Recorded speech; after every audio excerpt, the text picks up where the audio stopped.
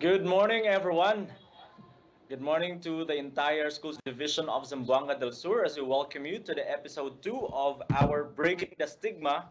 Now, life on the line, health issues in the active and productive life.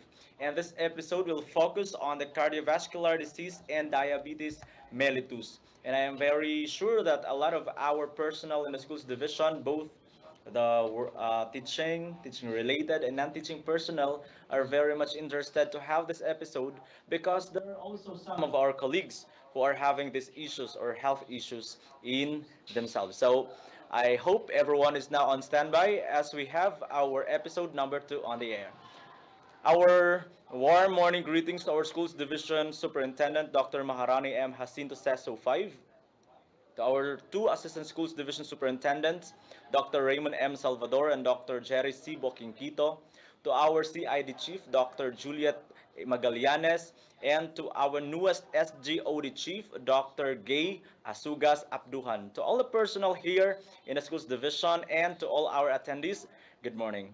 Of course, this program is still brought to us by our nurse to Ma'am Glenda May Bonsobre and the entire pack of the school health section under the leadership of our medical officer 3, Dr. Vincent Chrisberg Aliman. Please stand by for our preliminaries.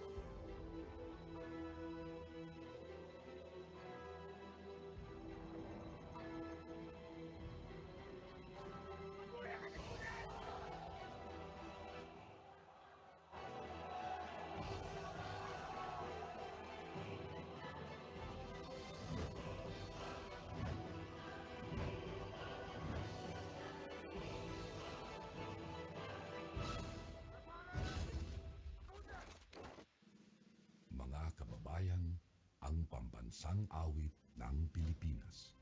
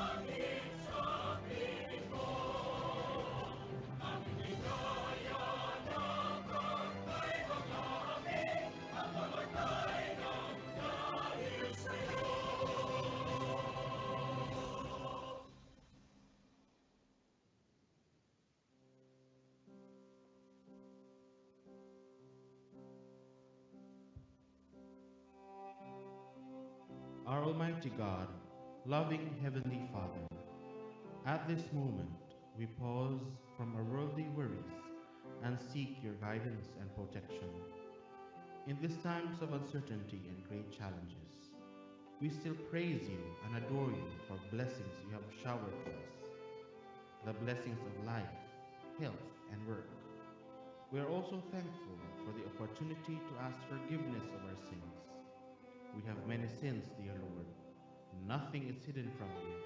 Yet we ask that you forgive us and that our supplications still reach your throne of mercy and grace. At this moment, Lord, we pray that you accept our expressions of thanksgiving. We have so many things to be thankful for, and we are most thankful for the opportunity of serving our country through the Department of Education, Schools Division of Zamboanga del Sur. We are thankful for your protection and for sending your angels to envelop us and always keep us away from harm and danger and from the evil doings of men.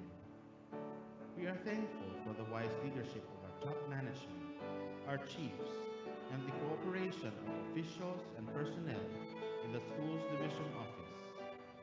We are thankful for the leadership of supervisors and school heads and the commitment and support of all our teachers.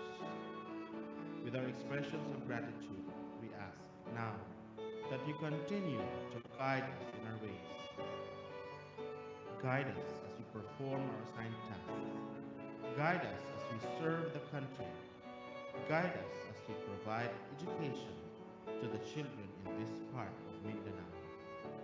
We also ask that you continue to bless our leaders with wisdom and continue to bless us with a spirit of patience and cooperation. We ask that you always bless our children and their parents and our partners in this work. Remind us always, dear Lord, that we are serving this country by providing education to our children and youth, and that we are doing this so that no one is left behind in illiteracy and ignorance, and that we are able to help parents and guardians mold a new generation of community leaders and even nation builders. We also ask, Lord, that you continue to bless us with what we need, the need of security, safety, and shelter. We know, Lord, that you alone can offer these things to your children, and you alone can offer these completely to us. For our teachers in the field, protect them always, Lord. Give them wisdom and strength as they continue the sacred mission of guiding children, thus making them good citizens of this province and of this country. At this moment again, we ask that you take away the disease that is plaguing the world now, including Zamboanga del Sur. May it be, Lord, that with your intervention, those who are infected with COVID-19 will be healed soon, and all of us will be free from the worries this disease brings.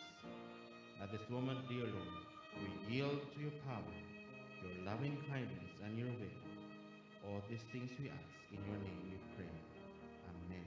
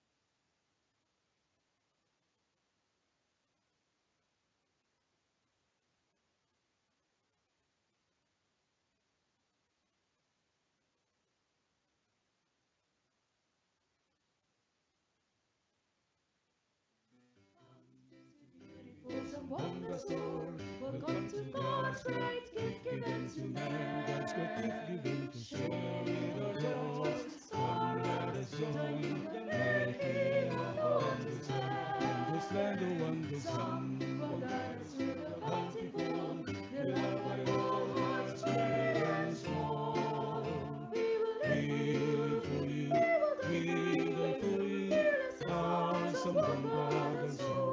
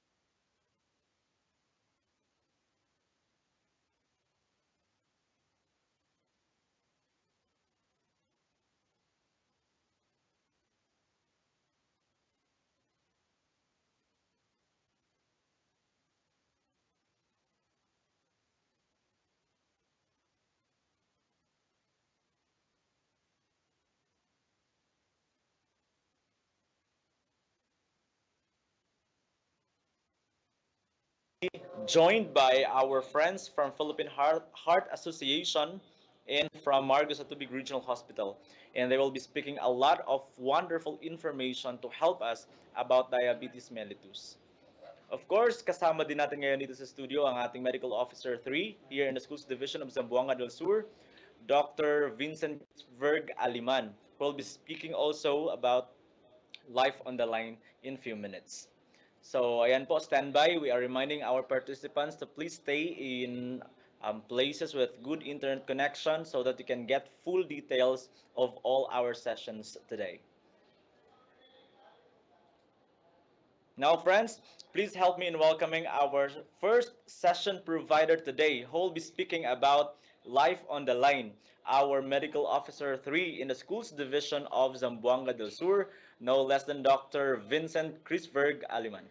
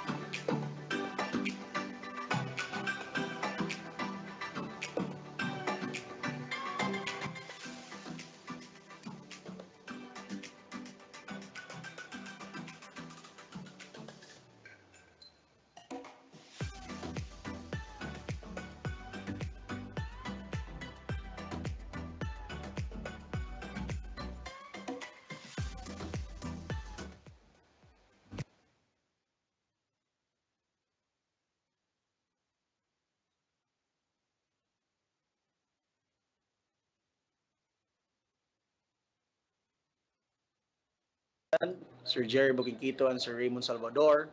To all the participants in this webinar, a pleasant morning to each and everyone, Mayong Buntag.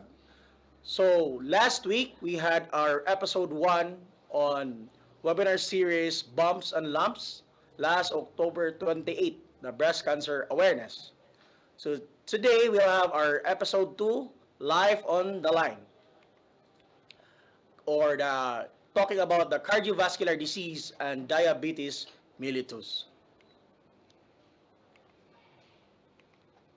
So as what I have said a week ago, this webinar will help promote consciousness and awareness, specifically the importance of early prevention, early detection, and treatment of cardiovascular disease, especially talking about hypertension, at the same time diabetes mellitus. So today we'll be able to know the signs and symptoms and the importance of taking the medication as maintenance, and also to break the stigma and dispel the myth and misconceptions and foster an attitude towards making a healthier lifestyle choices.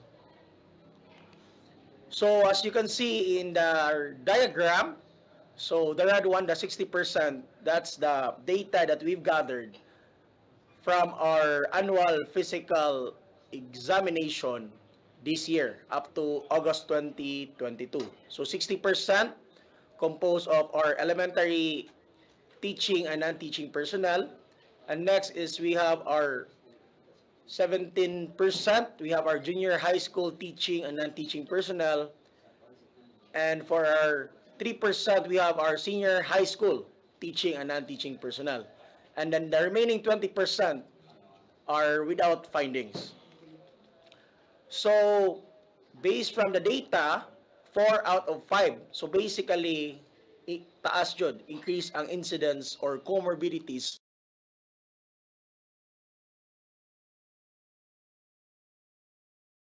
comorbidities. So basing from these diagram, as you can see, one of the most common finding or disease that we gathered based from our data is hyperlipidemia.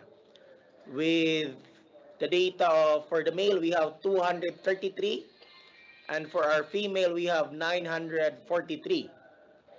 And then for hypertension, we have 163 male, 489 female. And for diabetes mellitus control, meaning taking the medication daily as maintenance, we have our male 33, our female 120, and for DM uncontrolled, does not take any medication, we have 22 male, 66 female.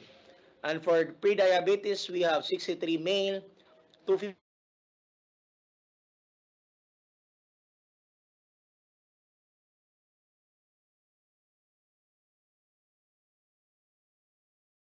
female. And for cerebrovascular accident or CVA, we have 8 male and 7 female. And for UTI, which is the second, we have 47 male and 733 female.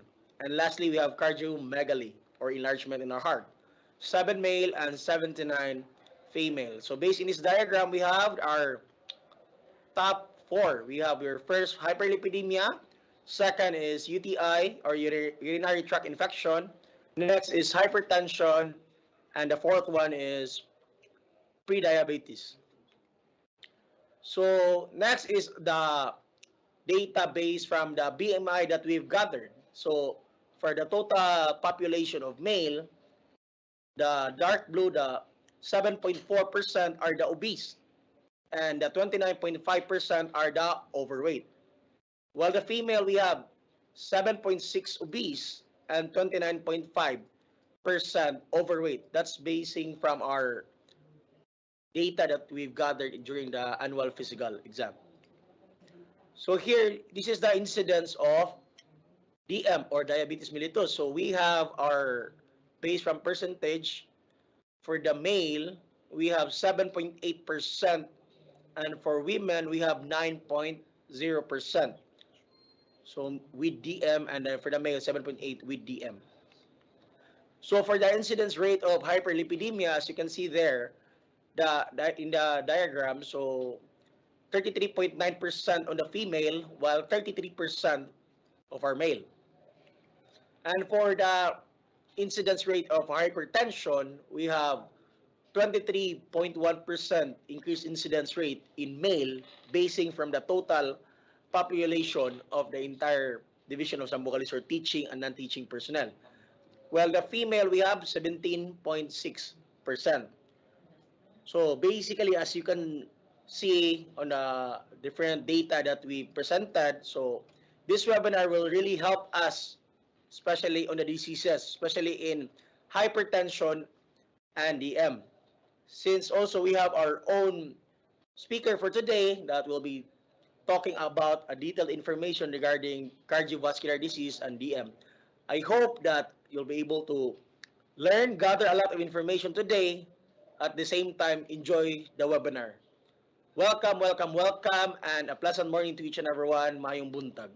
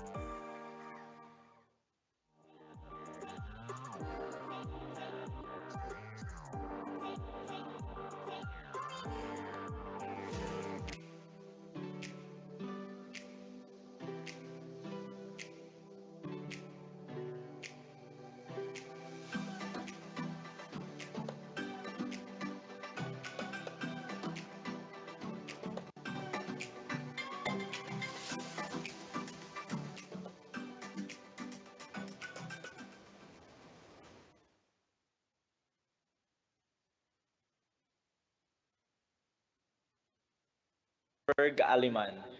It's already a good start now with our episode 2. And at this very point, we are so blessed to have with us a one coming from the Philippine Heart Association of Northwestern Mindanao chapter, who will be talking about one of the most important session today, which is about cardiovascular disease. So stand by, listen very carefully because the things that our visitor, our visiting session provider today will be giving you are very much important to help us understand better about cardiovascular disease. Now, friends, please help me in welcoming Dr. Nashiba Daud from the Philippine Heart Association of Northwestern Mindanao chapter. Hello, good morning. Naririnig po ba ako? Yes po, Doc, loud and clear. Okay. How can I share my slide? And this is actually the first time I use the Microsoft Team. So I don't know how to share my slide. Doc, you can click po yung part sa like the upper portion katabi po ng mic. May share po na button dyan. Walang lumalabas. Actually, oo, walang lumalabas doon sa share tray.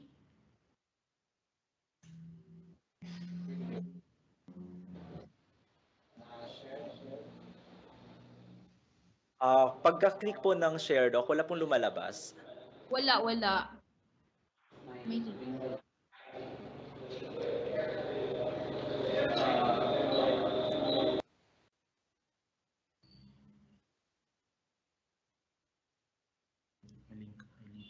Can I just share my drive link so that you can open it na lang? Sige po, Doc.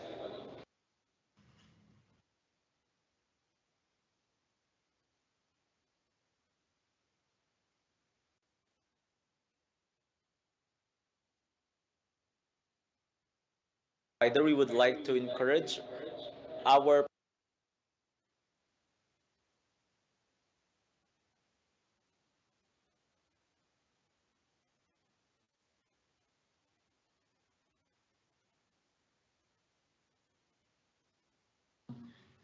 How to message dito sa Microsoft Team para i-send ko na lang po yung link of my slide. uh, nasa upper portion din po siya, Doc, katabi po ng people, may chat po na button. Bakit kaya yung akin ay wala? Can I just email my slide so that pwedeng i-open na lang sa inyo because I really don't have a means to open it. Wala chat portion dito sa aking side. So it's very Pwede niyo na lang po siyang i-send via email kay Ma'am Glenda.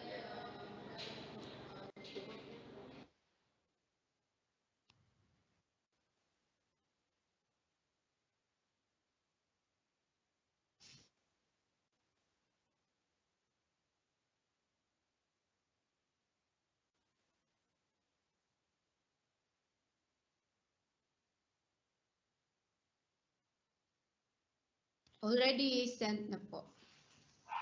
Kay Ma'am Glenda. Sige po, Doc. So I'm sorry for the technical difficulty. Actually, Lang po. I stayed in Cagayan de Oro para maganda yung signal, but still we don't have a good internet connection here. And so I'm using data as well. So sana maganda yung I am clear and loud on your ends. So this is actually a very interesting topic, no, for the DepEd people in Zamboanga.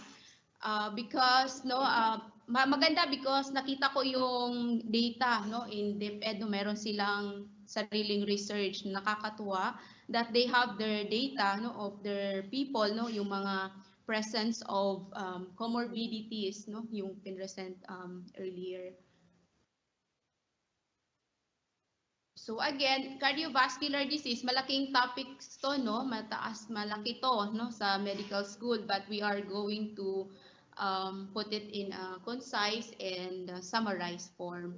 So while waiting for for my slide pala, meron na ba? Yes, Can Doc, we share? na-receive na po namin and it's already on the screen po, Doc. Ah, hindi ko makikita yon. Ay, isi-share pa po, Doc. Okay, ayan. Okay.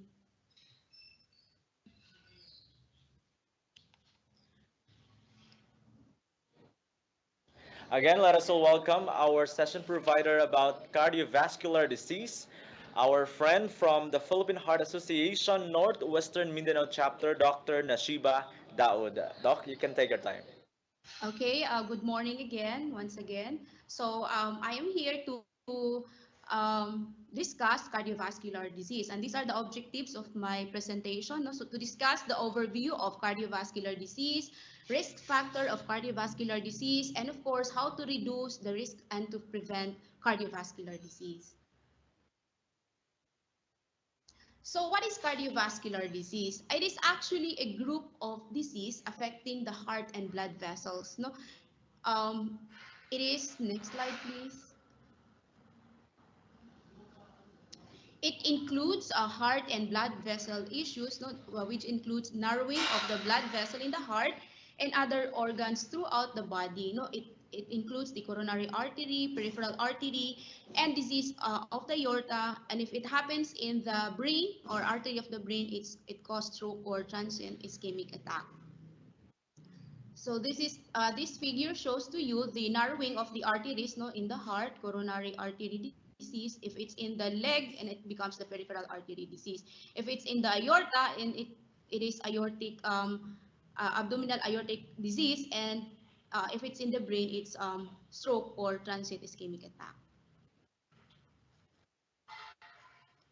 So again, this is another picture just to show you the narrowing of the coronary. So this is actually the heart, and then kumuha lang ng segment to show you the coronaries. And this is what it looks like inside if there is a coronary atherosclerosis or blockage of the coronary secondary to cholesterol deposits. Again, another figure. So another cardiovascular disease also includes the problems that are present at birth. Ito yung mga congenital heart disease, and also includes then yung mga diseases that includes the valves or the valvular heart disease. And also it includes the irregular heart rhythm or yung kurente ng ating puso, which is arrhythmias. So why we are talking about cardiovascular disease, no? Bakit ba kailangan natin siyang ipag-usapan? So cardiovascular disease comprises the most prevalent serious disorders in industrialized nations and are rapidly growing problem in developing nations. So as you can see in the figure, no, yung global death by cause in 2017, yung CVD comprises 32% of death globally. So, ito yon, no? CVD accounted for 17.8 million deaths worldwide, with the same rate now occurring in both high-income countries and low- and middle-income countries. Next, please. Okay, this is another figure which shows the cardiovascular disease death as a percentage of total death and total population in 7 economic regions. And you can see here the Philippines, ito, Southeast and East Asia and Pacific Asia, and we are ranked third among the 7 economic regions. Next, please. So in the Philippines, now CVD accounts for approximately 20% of total deaths and 35% of premature deaths, affecting 1 in 6 Filipinos and 1 in 3 Filipino American, compared to 1 in 3 non-Hispanic Americans. So let's go now to our second objective, which is to discuss the risk factors of cardiovascular disease. Now, what are the risk factors? So the risk factors are categorized into 3. So either it's behavioral risk factors, metabolic risk factors, or genetic risk factors. So I will focus on the behavioral and metabolic risk factors because these are the factors na mayroon tayong pwedeng gawin. Because genetics risk factors, we don't have to do anything about it because it's genetics. But the two, which is behavioral and metabolic risk factors, ito yung mayroon tayong pwede pang gawin to our patients. Now, what are the risk factors ng behavioral? So, first is smoking. Tobacco, no? Paninigarilyo, over 1.4 billion use tobacco worldwide. And it is currently about 7.1 million deaths annually. And yung 7.1 million na yon, 2.6 million doon ay CVD related. No, ibig sabihin cardiovascular related, either stroke, either heart attack, or other cardiovascular diseases. And remember, no, not only the primary smoker ang mayroong cardiovascular risk factors, also yung second-hand smoke. Ito yung mga tao na nasa katabi ng mga smoker. So if you are malapit sa smoker and you will go na inhale mo yung smoke, then kasama ka doon sa nakakakuha ng possible disease, no, from that tobacco or smoking. And it actually is a well-established, no, cause of CVD and responsible for 575 deaths of non-smoker in 2017. So ano pa yung mga ibang ano ng smoking? So it actually harms, no, ano yung effect niya? It actually harms nearly every organ of our body, causes many diseases, and reduces the health of smokers in general. So ang estimates ng smoking risk, no, increases, no, yung coronary heart disease, meaning yung heart attack, yung ischemic coronary artery disease by 2 to 4 times. Yung stroke is by 2 to 4 times din. But for cancer, no, main cancer, lung cancer specifically 25 times, and then sa babae naman it's 25.7 times increase kapag ikaw ay smoker.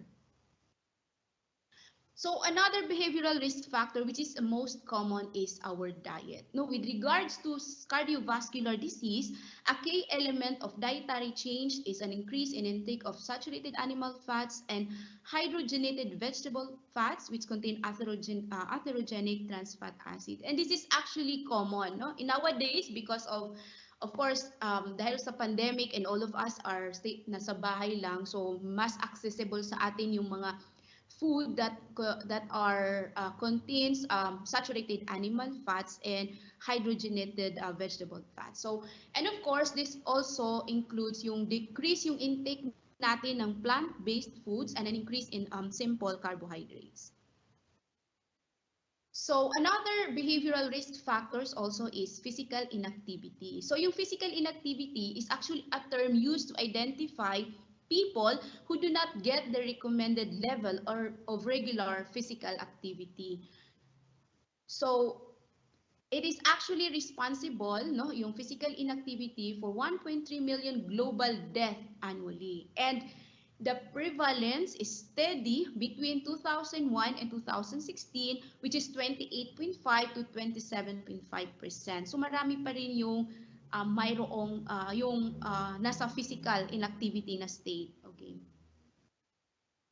So ito, sedentary lifestyle. Ano ba yung nakakagawa ng sedentary lifestyles in our health? It actually increase our all cause of mortality. It double times to the risk of cardiovascular disease, diabetes, and obesity. So it also increase even the colon cancer. It also increase the risk of colon cancer, high blood pressure, osteoporosis, lipid disorders, even depression, and also anxiety. Okay. After behavioral risk factors, as I've said, ang next is the metabolic risk factors. So, ano ba yung mga metabolic risk factors? So, one of the metabolic risk factors, yung previous slide please, is the lipid. Okay, lipid. Ito yung dyslipidemia. And nakita ko doon sa na-present na data from DepEd Zamboanga that a lot of personnel have higher lipids, no, dyslipidemia. So this is actually a high cholesterol levels are estimated to play a role in 42% of ischemic heart disease deaths and 9% of stroke death, amounting to 4.3 million deaths annually. So ibig sabihin, hindi lang kayo sa DepEd ang medyo may mataas ang data or incidence of dyslipidemia, but it's actually global. It's a global burden. So the figure on the right o itong figure na to will just show you yung level of triglycerides or total cholesterol, LDL cholesterol and HDL cholesterol. So yung green is a healthy heart, no, pagka under yung cholesterol mo is under 200, at risk and then dangerous. But these data are for those individuals na normal, general population, and walang risk for any other cardiovascular disease. Lipids lang ang mataas. Next slide, please. So lipids and lipoprotein particles crucially contribute to atherosclerosis as underlying pathology of cardiovascular disease and influence inflammatory process as well as function of leukocyte, vascular, and cardiac cells. So actually, this figure, no, I choose this one because maganda yung presentation. As you can see here, ito yung plaque. No, these plaques are actually deposits of mga LDL cholesterols, no? Atheroma. And this one, hindi to siya nalagay dyan in an instant. So, it developed through time. So, matagal bago na-develop itong plaques na to. And that's why, when you have a higher lipid or cholesterol in your bloodstream, it's a very risk. It's a risk factor to develop coronary artery disease, peripheral artery disease, or aortic diseases because of this. No, yung nagkakaroon ng plaque deposit in your coronaries, and this can cause, as you can see here, blockage. No, kung ito yung normal artery natin, the normal artery 100% flowing yung ating dugo. Pumapasok siya, nagpo-flow siya 100%. On this part of the coronaries, maybe mga 70% na lang. And so, dahil 70% na lang yung flow, kung ikaw ay active na tao, and then if this artery, for example, happens in your heart, no, nandun siya sa heart or coronary artery siya, nagkaroon ng blockage, every time na nagkakaroon ka ng active physical activity or tumataas yung metabolic demand mo, nagkakaroon ka ng symptoms, which is yung pain, no? Next slide, please. Okay. So ano pa yung other metabolic? So that's for lipids. Ano pa yung other metabolic risk factors? So number 2 is your hypertension. So hypertension is elevated blood pressure. It is a serious medical condition that significantly increases the risk of heart, brain, kidney, and other diseases. Actually, nakita din natin doon sa data ninyo from your end that hypertension is one of the most common mataas yung numbers, no, incidence of hypertension among DepEd personnel. Okay.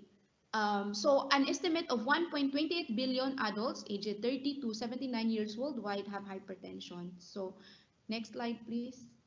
So I will just show you the classification of hypertension. Although this is for the consumption of the doctors, but of course for you also para alam nyo kung ano dapat yung kailan ka dapat mag-worry, no? Because sometimes meron tayong clinic in the school na nagpapa BP. So for general population, ang normal BP is less than 30, systolic blood pressure of less than 130, and diastolic blood pressure of less than 85%. More than that is already hypertension. So next slide, please.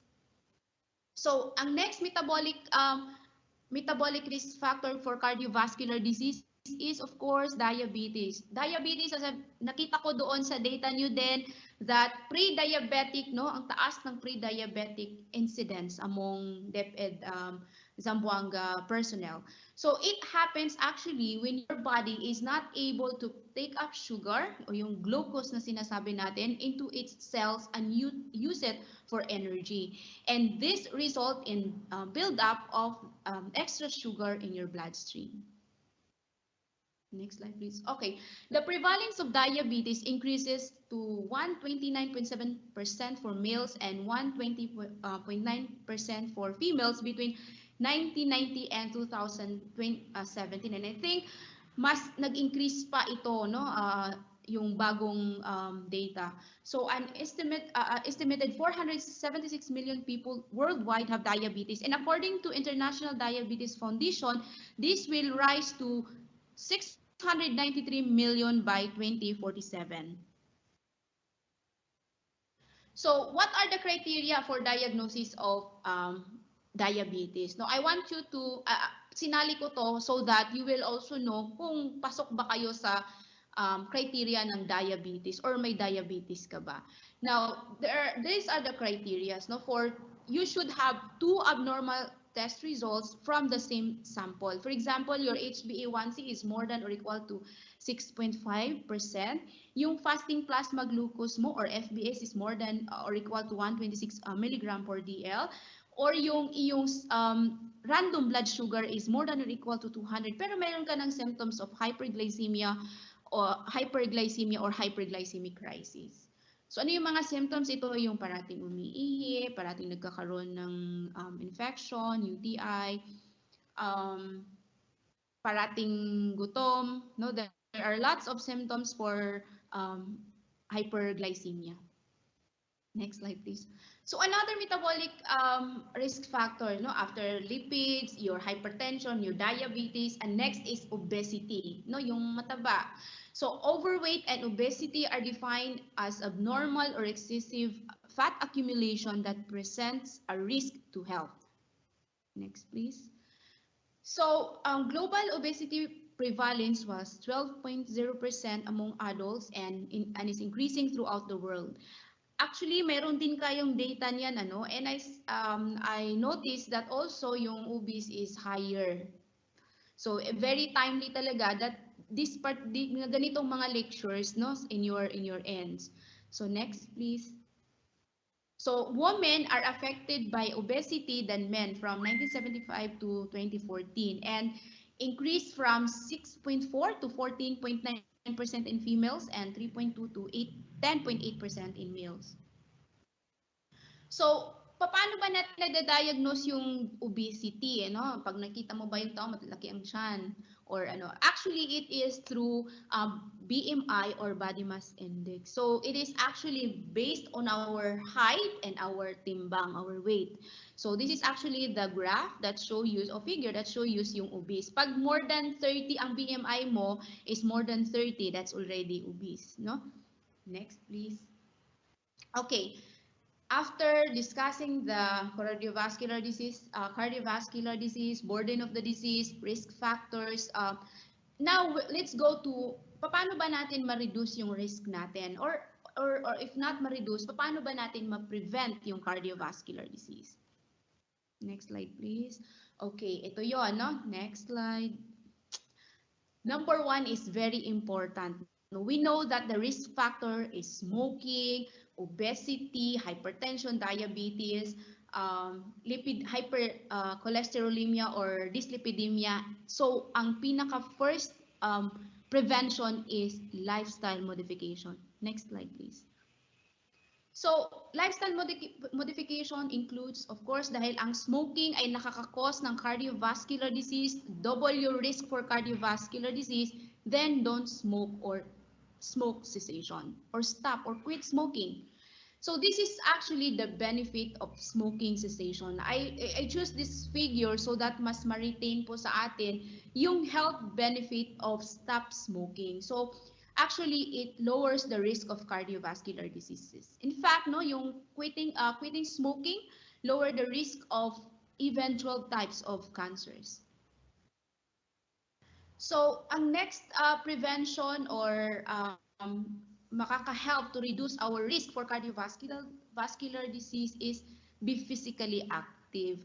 So, physical activity has proportionally inverse effect in CVD morbidity and mortality. Meaning kung mataas yung physical activity mo, yung risk mo for cardiovascular disease, morbidity and mortality will decrease.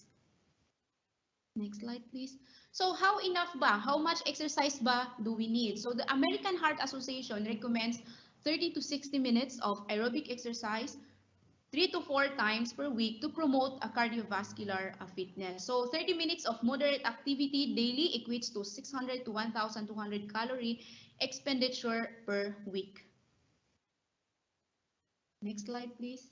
Okay, what are the benefits? Bakit ba kailangan natin mag-exercise? So these are the benefits. Ang dami, no? It increases our exercise tolerance. So the more you exercise, the more you have a tolerance for exercise. For example, nung day 1 mo, hinihingal ka na at 5 minutes, no? Pag in the long run, humahaba yung duration of exercise mo because tumataas din yung exercise tolerance. Next, it can increase your good cholesterol. Ano yung good cholesterol? It's the HDL. Next, it increase your insulin sensitivity. No, tumataas yung insulin sensitivity mo. And so, kung may diabetic ka, nagkakaroon ka ng good control of your sugar. Kung pre-diabetic ka naman, pre-diabetic ka, obese, or mataas yung timbang mo, in the long run, because you increase your physical activity, bababa yung timbang mo, and so yung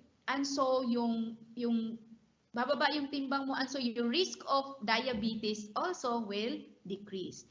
Reduction in blood pressure. In fact, yung blood pressure rin nakakababa pagka nag-exercise. But for those patient na meron ng high blood, baka tanungin, oh, may high blood ako, hindi ako pwedeng mag-exercise. Actually, you can also do exercise, but you have to consult your doctor so that before you go to your exercise, yung blood pressure mo is nasa control na side. And of course, it can also reduce your LDL cholesterol. Next slide, please. So, this is actually just to show you the intensity of exercise. Na makikita niyo yung sedentary lifestyle, yung mga sedentary is yung walang moving, no, working at a desk. Nakaupo ka lang sa desk, that's already sedentary lifestyle. So, light kapag nagka-cleaning, carrying yung yoga, yan sila. Moderate pag walking, cycling, shopping, even shopping, no, kung gusto mo mag-exercise, moderate exercise, shopping, walk, brisk walking in the mall, pwede yon. Vigorous and of course very vigorous exercises. Next, please. Okay. Next, reduction of or prevent cardiovascular disease, no, is to eat heart healthy diet. So, eating healthy food is one of the most ways to keep our heart healthy and body working at its best. And starting good habits with the food you eat early in life is an important way to help keep our hearts and body healthy for the rest of our lives.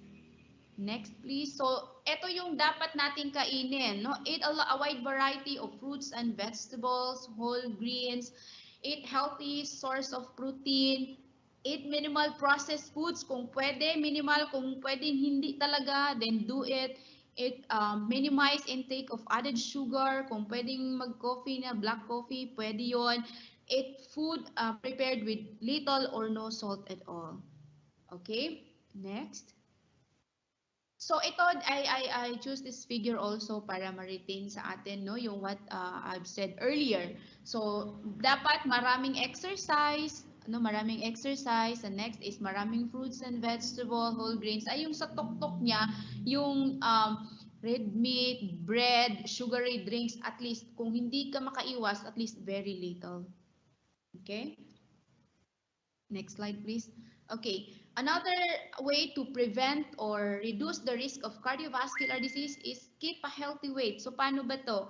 Kailangan, no, reaching and maintaining a health weight is important for overall health and can help you prevent and control many disease and conditions. So, achieving healthy weight loss isn't about a diet or program, but a lifestyle with healthy eating patterns. Okay. Next slide, please. Okay.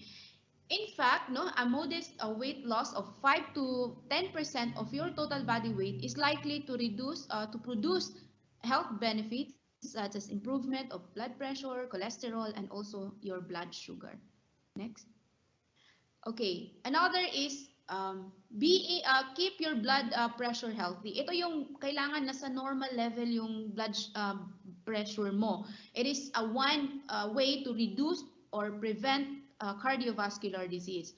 So by living a healthy lifestyle, you can help keep your blood pressure in a healthy range. So prevent hypertension, can also lower your risk for heart disease and stroke. Next, please. So The WHO, paano ba tayo mag-treat ng ating blood pressure? So the WHO recommends to treat patients with blood pressure of more than or equal to 140 over more than or equal to 90 millimeter mercury. But for those patients na mayroong, for example, cardiovascular disease, ibig sabihin, they have already diagnosed with coronary artery disease, diagnosed with previous stroke, nagkaroon na ng TIA, meron na siyang dyslipidemia, meron na siyang diabetes, ang threshold for medications ng antihypertensive is much lower. It's 130 to 139 systolic blood pressure. Next, please. Okay. Even, no, for example, wala kang CVD, hindi ka nagkaroon ng coronary artery disease, wala kang heart attack before, wala kang stroke, wala kang stroke, but you have a high CVD risk. Ano yung high CVD risk? Obesity, mayroon kang hypertension, mayroon kang diabetes, mayroon kang hypercholesterolemia. Yung blood pressure mo, pag 130 systolic blood pressure mo is 130 to 139, you need medication. This is to lower your risk or reduce your risk of developing cardiovascular disease or complications of cardiovascular disease. Now, this is just to show you another way to prevent or reduce the risk of cardiovascular disease is to keep your cholesterol level under control. So ito yon. This table shows you yung target na mga cholesterol level for those individuals with different clinical scenarios. For example, kung wala kang atherosclerosis cardiovascular disease, ang target lipids mo should be less than LDL-C of less than 130, triglycerides of less than 150 milligram per DL, and so on. But if you have risk factors or if you have diagnosed of cardiovascular disease, then the target is much lower, usually less than 70 or less than 55 for LDL-C, and for triglycerides should be less than 150. Next slide, please. Okay, this is just to show you, no, yung if you have a high cholesterol level, nandito yung statin treatment intensity, and this is for the doctors, but of course, no, I want to show you so that you will know kung ano yung para saan ba yung kung may umiinom sa inyo dyan ng mga statin like your atorvastatin, rosuvastatin, simvastatin. So this is it. So kung low intensity ka, for example, you only want to reduce the LDL-C to less than 30%, then you can do the low intensity statin therapy. So yung mga simvastatin 10, pravastatin 10 to 20, or fluvastatin 20 to 40. But if the patient is high risk, for example, to develop cardiovascular disease, then you need to reduce the lipids or cholesterol aggressively, so moderate or high intensity, pwede mo nang ibigay sa patient. Next slide, please. Okay, next is, of course, how to reduce or prevent cardiovascular disease. Alam natin, diabetes can or increase blood sugar can increase our risk to develop cardiovascular disease. So we need to keep our blood sugar controlled or healthy. So blood glucose should maintain at near normal levels, so 90 to 130 milligram, and hemoglobin A1C of less than 7%. So yung itong box na to sa taas, so yung 90 to 130 at saka HbA1c hemoglobin target of less than 7% is for elderly. But for those patient na high risk, no, yung high risk patient, yung mga young with CVD risk factors of 2 or more, ang target for HbA1c is it should be less than 6% para makuha nila yung benefit of reducing the 5-year non-fatal myocardial infarction risks. Next slide, please. Okay. Aggressive glucose lowering may not be the best strategy in all patients, and individual risk stratification is highly recommended. Yun yung sinabi ko sa inyo na kailangan not all patients ang target mo is less than 6% na HbA1c. It should be individualized, and that's why for those patients or for those individuals that have a high sugar on preliminary, for example, annual exam, you should consult your doctor so that yung pag-manage is individual. Next, please.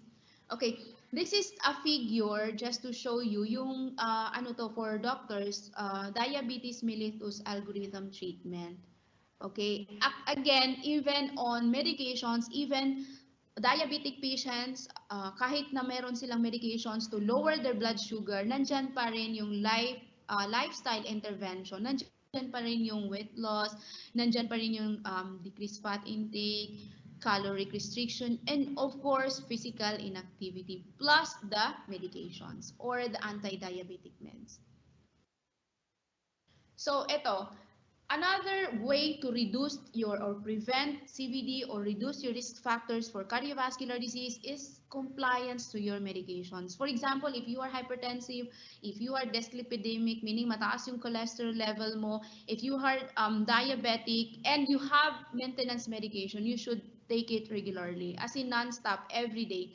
Do not stop your antihypertensive and anti-diabetic meds. If you are in doubts or you have questions with your medications, you ask your doctor. No? In my clinic, a personal experience, I have a lot of patients who stop their metformin because nakita nila sa YouTube that it can it can affect the kidney or nakakasira ng kidney. And so, without consulting me, nag-stop sila ng kanilang metformin. And good thing, no, dahil maganda yung follow-up rate ng mga patients ko, I was able to educate them with regards to their medications. Next slide, please. Okay. This is my last slide. No, this is my take-home message for everyone. Let us all take good care of our body. We only have one, and be mindful of what we eat. So we are what we eat. So for hypertensive and diabetic patient, take your medications daily and consult your doctor regularly. You might have a peculiar side effects or adverse effects. Talk to your doctors. Thank you for listening.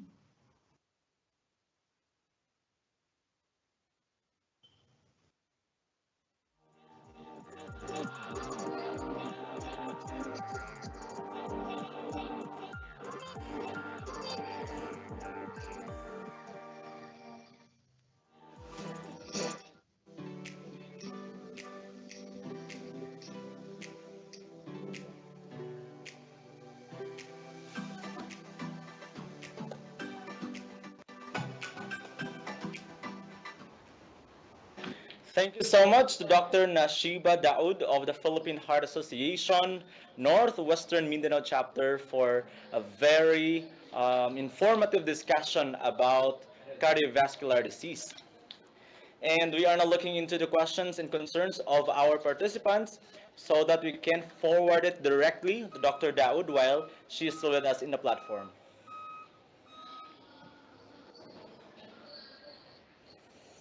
There is one question here, Doc.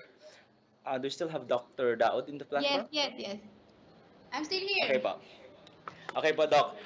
One question is, what will happen if yung patient daw po ay hindi nakakapagpatuloy sa pag-take ng kanyang maintenance? Yung intermittent yata. On and off yung pag-take ng kanyang med. So, ano po daw yung magiging epekto nito sa kanya, Doc? Okay. First is, anong klaseng medications yon, no? So, for example, if it's for hypertension, for example, kung hypertension siya, of course, magkakaroon ka ng normal, increase na blood pressure. And it is actually a pangit yung ganon, no? Why? Because if that person have risk factor or mataas din yung cholesterol or mayroong plaques, no, that develop sa coronaries niya, eh nagkataon na tumaas yung blood pressure niya because hindi siya uminom ng gamot, pwede kasing mag-rupture yung plaques na yun, ang mag-cause ng either stroke, mag-cause ng heart attack. Okay? That's why it's very important na iniinom yung gamot. Now, you can talk to your doctor with regards to the maintenance. No, again, the most common reason why they did not take their medication is because of the price. Intensive meds na pwede mong magamit, na available freely, and you can take it every day. answer. Ayun po, it is highly encouraged sa lahat ng ating mga patients with maintenance na kailangan ang patuloy at regular na pag-intake ng kanilang mga maintenance medicine dahil may negative effect ito kapag hindi tuloy-tuloy ang pag-take. Alright, so any other question from the platform?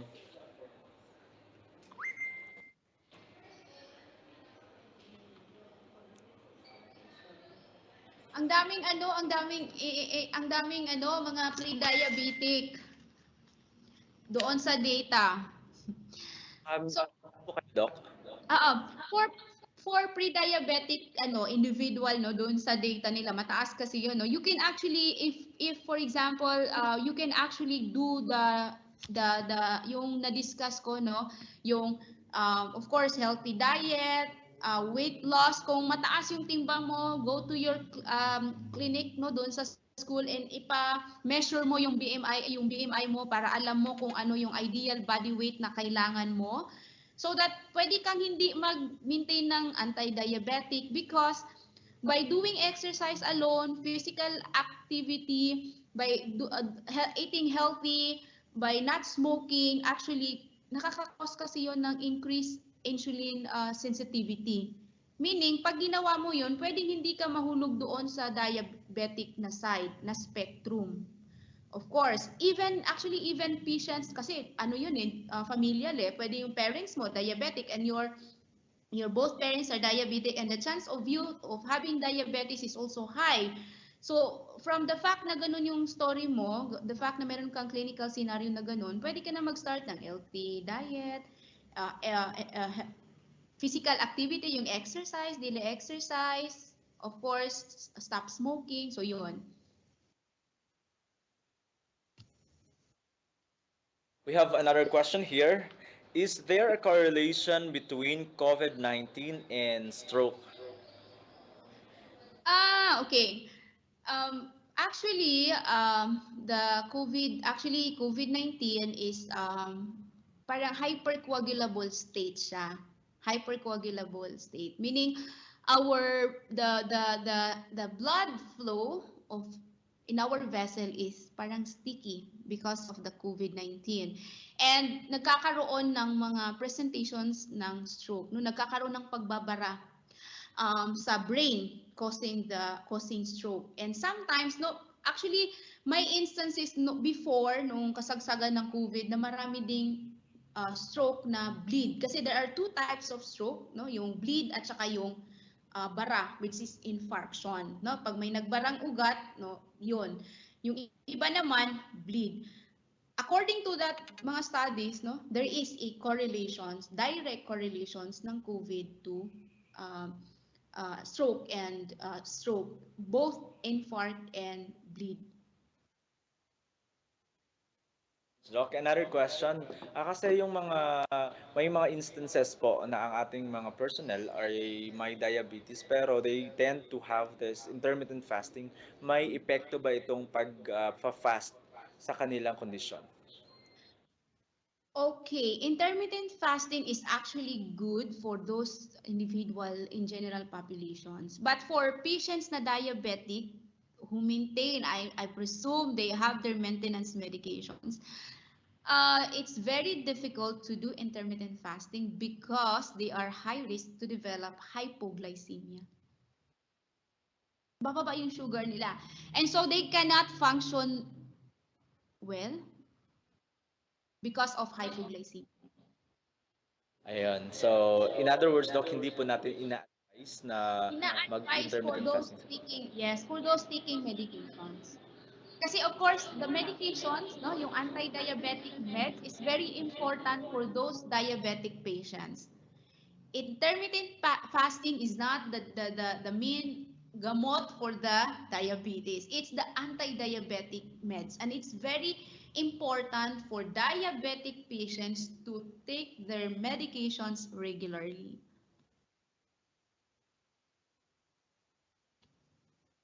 Ayun, that's very clear from our doctor, no, na kailangan talagang i-take ang ating medication. Ito pa, Doc, pang long term po ba ang rosuvastatins?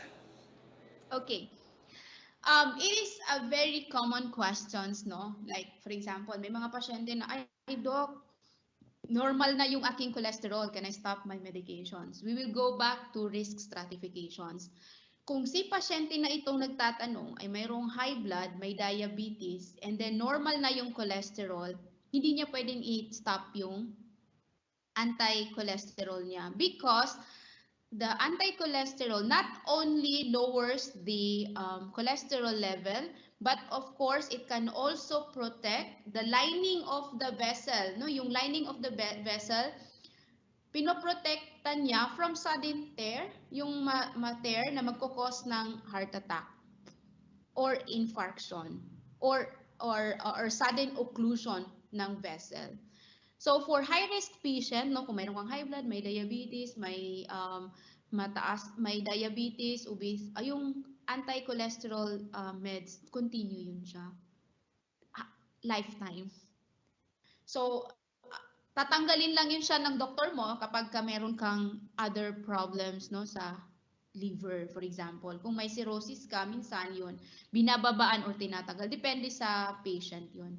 But as a maintenance, it should be lifetime, no? Para in fact, doon sa high risk, di ba, I've shown you the figure nung target LDL, which is less than 55 milligram per DL. So dapat nandoon yung patient, target na LDL-C is ganon if the patient is high risk to develop CVD.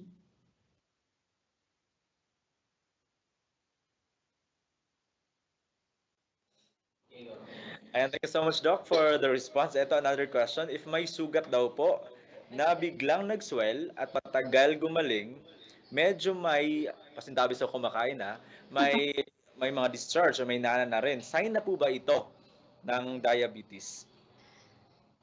Actually, yes. No, it could be. It could be as it could be. And most of the time, yung mga patient, most of the time, they do not know that they have diabetes. They do not know that their sugar is elevated in their bloodstream. Nalalaman lang nila yon if they have this, yung wound na hindi gumagaling. Because if you have blood sugar, high blood sugar in your bloodstream, yung wound healing ng wound is difficult or mahirap. So if you have for example, meron kang sugat na parating hindi gumagaling, mahirap gumaling, better to consult your doctor, no? Consult your doctor para ma-check. Because not only because of the diabetes, but also because kung ang wound mo ay nasa paa or nasa paa, it could be a peripheral arterial disease. No? Not necessarily diabetic. No, it could be a peripheral arterial disease, especially yung mga smoker. 'Di ba? Yung mga smoker, nagkakaroon sila ng maiitim-itim na wound on their foot. So, pwede din na ganon. So it's not only diabetes, it could be another disease. And so if meron kang wound na hindi nag-heal, ilang days na hindi pa rin nag-heal, then better to consult your doctor. Alright, thank you so much, Doc. Ito, another concern. May kapareho ba daw pong epekto or effectivity itong branded at saka mga generic ng mga gamot when it comes to sa hypertension? Kasi yun nga yung naging statement niyo kanina, Doc, na nahihirapang ipagpatuloy ang pag-take ng gamot kasi mahal. So, meron bang kaibahan or magkapareho lang ba ang epekto ng generic at saka ng branded? Actually, of course, no. We cannot say that branded is okay than the generic, no. But well, experience ko na lang to. Actually, sometimes, no, yung branded, of course, sometimes mas better yung control. But also the generic also is a better option also for control of, for example, blood pressure. Like in my experience ko na lang to, in my experience, I have a lot of patients who are hypertensive. So initially, of course, I give them branded meds so that ma-control agad yung blood pressure, no? But eventually, after a week, babalik si patient, "Doc, I cannot buy anymore. Wala na kaming pambili ng bigas. Gamot ko na lang." So I asked them to ask kung ano yung available na medications or available na anti-hypertensive drugs sa kanilang LGU, yung local health unit. And then, doon ko na lang pinapattern yung gamot.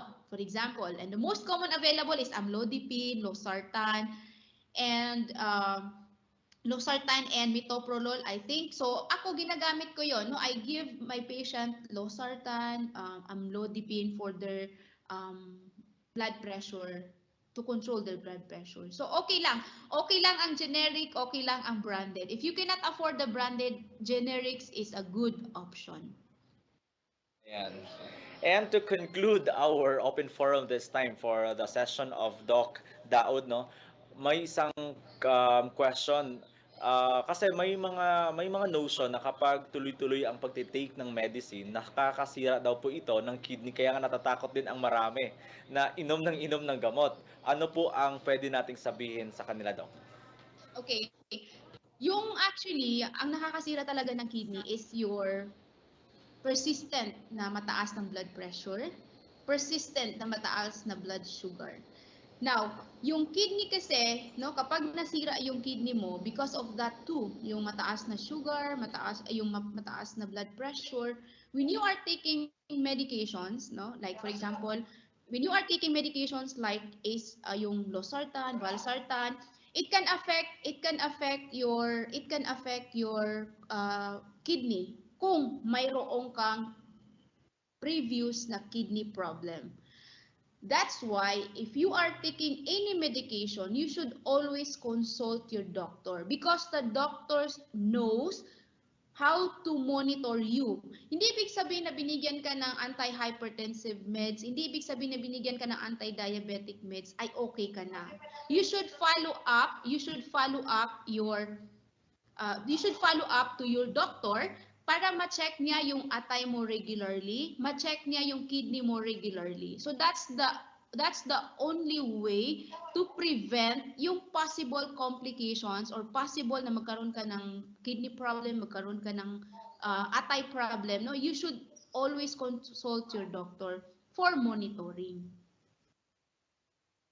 Kasi sometimes nangyayari sa atin, when we take our anti-hypertensive meds, when we take our diabetic meds, hindi na tayo bumabalik sa doktor because we are, anong tawag nito? Okay na tayo na meron na tayong tinitake na medications. Parang safety blanket na, okay, meron na akong anti-diabetic meds, meron na akong anti-hypertensive meds, I'm okay. But actually, yung pag-control ng diabetes, pag-control ng hypertension, it will take time, no?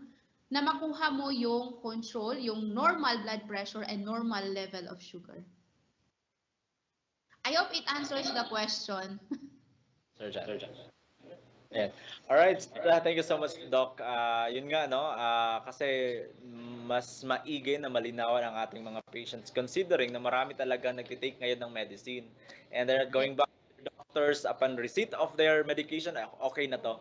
But yun nga, tama ang sinabi ni Doc na kailangan ng follow-up check-up para ma-monitor ang ating mga internal organs, particularly kidneys and liver. Ayun po. Thank you so much, Doc. And we will reserve more questions regarding diabetes maya-maya in our next session. Once again, maraming salamat po sa pagpapaunlak sa aming imbitasyon, Doc Nashiba Daud of the Philippine Heart Association Northwestern Mindanao Chapter, the Schools Division of Zamboanga del Sur, is grateful for your time, Doc. Thank you so much po.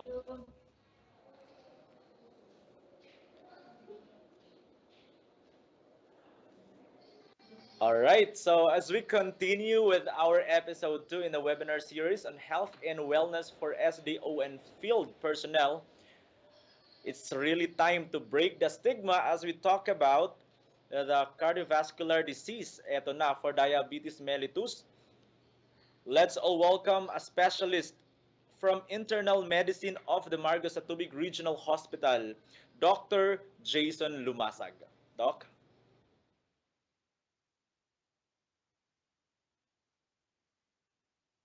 Hi sir, good morning. Can you hear me po? Loud and clear po. Yes sir. Let me share first my slides sir.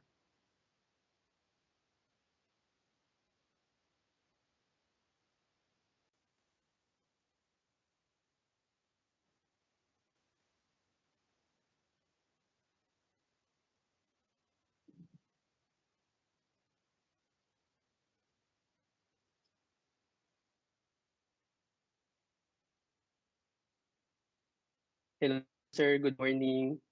Good morning. Apo.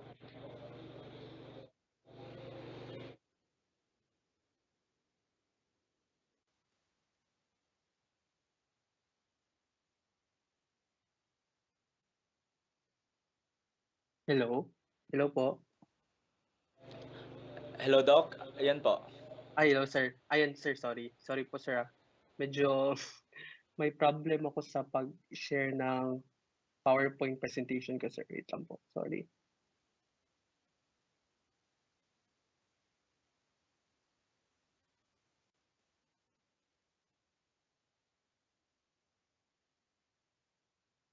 You can open first your presentation, Doc, bago yung share button sa upper part pa ng screen. Ah, yes, sir. Apo. Okay po. Tapos, kindly select Windows.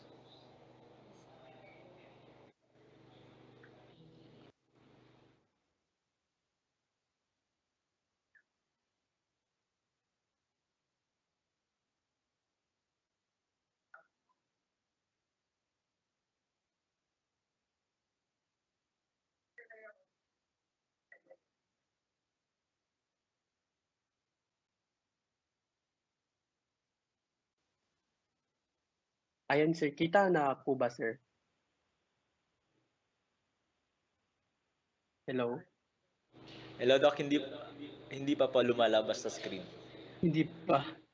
Wait lang, sir. Sorry. Bakit ayaw niya?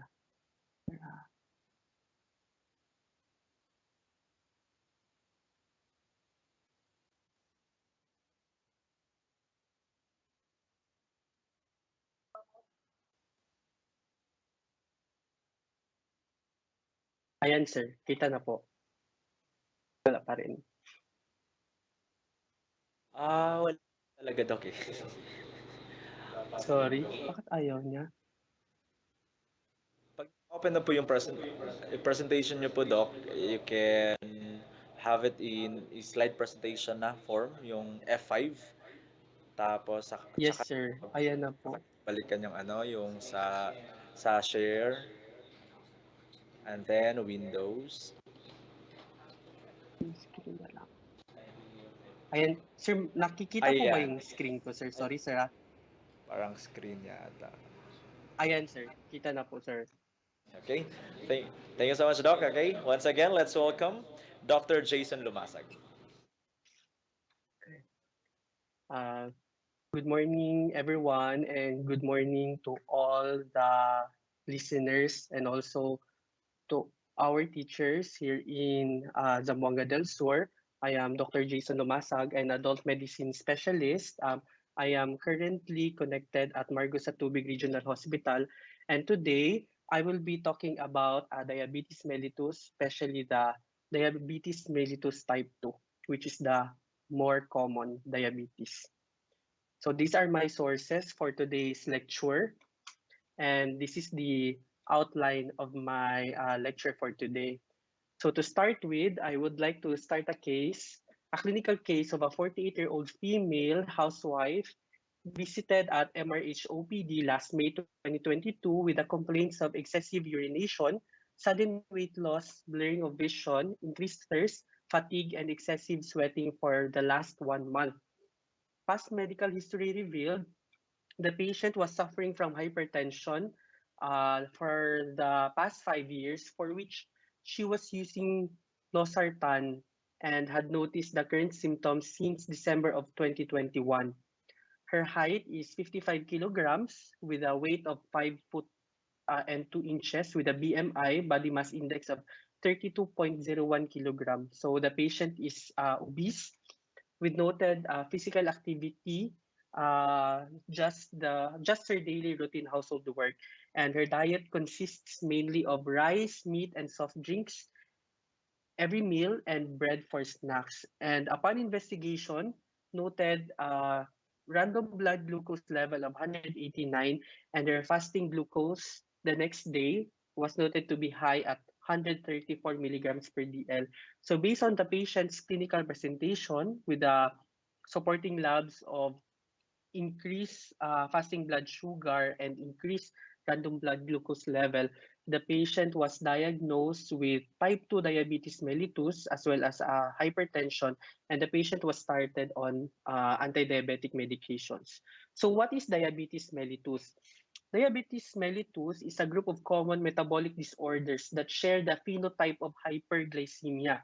And diabetes is a chronic disease that occurs either when the pancreas does not produce enough insulin or when the body cannot effectively use the insulin it produces. So I would like to emphasize that diabetes mellitus is a metabolic disorders, meaning um, diabetes mellitus is a spectrum of disorders that present with hyperglycemia.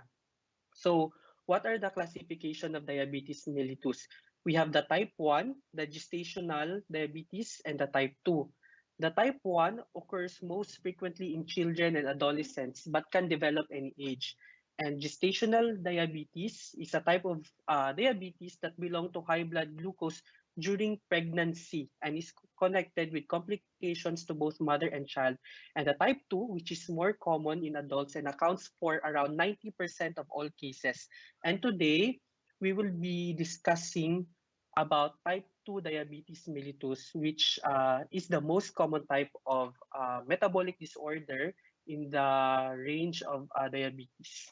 And as we all know, and just a background, type 2 diabetes mellitus happens when the body produces insulin, but the body cannot use it well. So type 2 DM is the most common form of diabetes, about 90% of cases, and previously called adult onset or non-insulin dependent diabetes. The body produces insulin but does not use it properly. That's why the glucose or the sugar in our body does not move into cells, or our body organs, the organs in our body do not utilize the glucose. That's why they pile up in the bloodstream. And the symptoms, when they do occur, are often ignored because they may not seem serious. And this is the pathogenesis of type 2 diabetes mellitus. As we all know, um, glucose. Glucose is a key energy source for all cells in our body, and it is derived directly from the food that we eat, and is also supplied by the liver. As we all know, liver, that is where the gluconeogenesis, meaning the production of glucose, as well as the glycogenolysis, meaning the breakdown of glycogen to glucose, happens. And the synthesis of glucose using other building blocks, and also insulin. Insulin, it's also a hormone produced in our body, causes skeletal muscle and lipid cells in our body to take up glucose from our blood. So what happens is that if we have, as you can see, these letters that are highlighted purple, if we have these risk factors like weight gain, physical inactivity, high glucose, high free fatty acids in our body, plus genetic factors, then um, the body cannot um, the body cannot utilize the glucose that is present in the bloodstream. So that's why uh, with that phenomenon plus these risk factors, there is abnormal insulin sensitivity. So if there is abnormal insulin sensitivity, the body tends to produce more and more insulin. So there is hyperinsulinemia. So when there is hyperinsulinemia, the body compensates by increasing the fat deposition, especially in the abdomen. So those patients who have hyperinsulinemia, they tend to have central obesity or the building of fats in the abdomen. And this ensues then the insulin resistance syndrome. When this happens, the insulin resistance syndrome, the pancreas, which produces the insulin in our body, um, parang napapagod din sila. So they as the disease progresses, the pancreas gets tired. So the pancreas does not already comes to a point that the pancreas does not produce insulin. So there is progressive loss of beta cells. So these beta cells, these are the cells in the pancreas that produce insulin. So when there is progressive loss of beta cells, then there is impaired glucose tolerance, meaning the glucose in our body is not utilized by the organs or the skeletal muscles. Hence, the diabetes mellitus ensues. So basically, I would like to emphasize here the risk factors, uh, the weight gain, the physical inactivity, genetic factors, high glucose in our body, especially coming from our diet, and the high free fatty acids, which also is being contributed by by our diet intake. So this is the development and progression of type 2 diabetes and related complications. As you can see, from 4 to 7 years from the onset of diabetes mellitus, majority of the symptoms are not readily being felt by the patient. That's why I believe Dr. Nashiba earlier mentioned that majority of the patients that do have diabetes mellitus, they do not feel any symptoms, especially on the onset of the disease, especially on the first 4 to 7 years, because these factors, the insulin resistance, the hepatic glucose production, the insulin level, the beta cell function, the postprandial glucose, and the fasting plasma glucose are not yet readily affected by the onset of diabetes mellitus.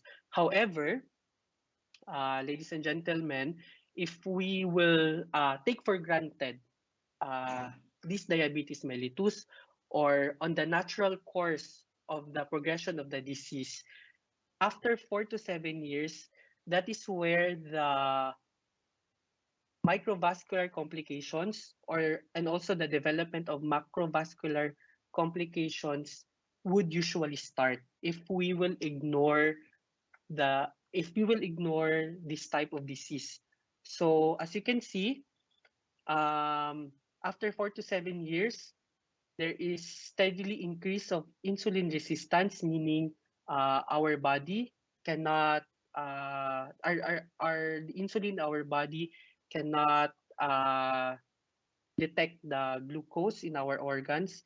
Then there is steadily increase of hepatic glucose production, and the insulin level goes down because there is decrease in beta cell function.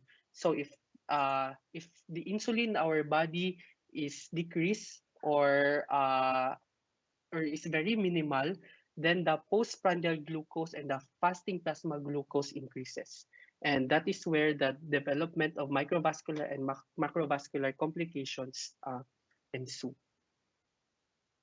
So for the epidemiology, as we all know, diabetes is the sixth leading cause of death among Filipinos based on the data from the 2013 Philippine Health Statistics, and over 6 million Filipinos are diagnosed to have diabetes as declared by the Philippine Center for Diabetes Education Foundation.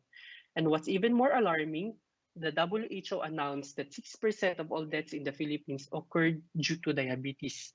So this means that at least 3.9 million or 4 million adults, Filipino adults, are diabetic, and 6.3% of adults in the Philippines have diabetes. And 22.3% of the population is also overweight, which is a significant risk factor for diabetes. So let's now talk about the risk factors for having diabetes. So we have the modifiable and non-modifiable risk factors. For modifiable, meaning we have the control, or we can control these factors. So meaning we can do something about these risk factors. We have physical inactivity, high body fat or body weight, high blood pressure, and high cholesterol. And we have these non-modifiable risk factors in diabetes: history of gestational diabetes, race or ethnicity, age over 45 years, and family history of diabetes. And as we all know, Asians, especially Filipinos, have is one of the races or races that is being identified to have a high risk factor of developing diabetes. Now let's go to signs and symptoms. So for those patients who have hyperglycemia, they experience increased thirst or polydipsia, increased urination or polyuria, blurring of vision, feeling tired, slow health of wounds or cuts, more frequent infections or weight loss. So all of these symptoms are being brought about by hyperglycemia, the uncontrolled sugar in our body. And for the diagnosis is by laboratory as well as signs and symptoms. So fasting plasma glucose of more than 125 milligrams per deciliter on 2 different days. And FPG, uh, the blood concentration of glucose after more than 8 hours of no caloric intake. That's why when we request fasting plasma glucose, we request the patient to do fasting, or they should not eat for at least 8 hours for the laboratory to be accurate. Or a random blood glucose concentration of more than 200 milligrams per DL with symptoms of chronic hyperglycemia, which are polyuria, polydipsia, and unexplained weight loss. And also OGTT, or oral glucose tolerance test of more than 200 milligrams per DL on 2 different days.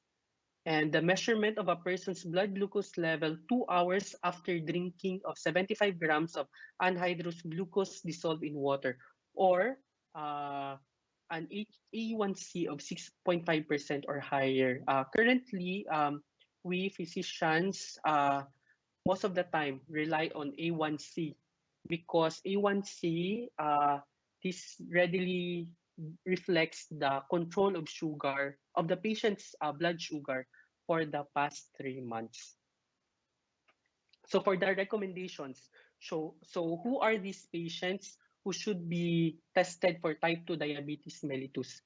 Screening for pre-diabetes with an informal assessment of risk factors or by validated tools should be considered in asymptomatic adults. So number one, if you have the risk factors, you should be tested for type 2 diabetes. Testing should begin at age 45 for all people. So regardless of risk factors, regardless of signs and symptoms, everyone at the age of 45 should be tested for type 2 diabetes mellitus. And consider testing for pre-diabetes in asymptomatic adults of any age with BMI if you have the body mass index of more than or equal to 25 or more than or equal to 23 in Asian Americans. So we are Asian. So if your BMI is more than 23, you should be tested for type 2 DM. Or who have one or more additional risk factors for diabetes.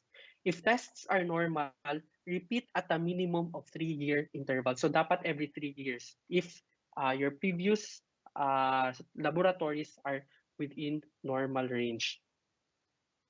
So what is pre-diabetes?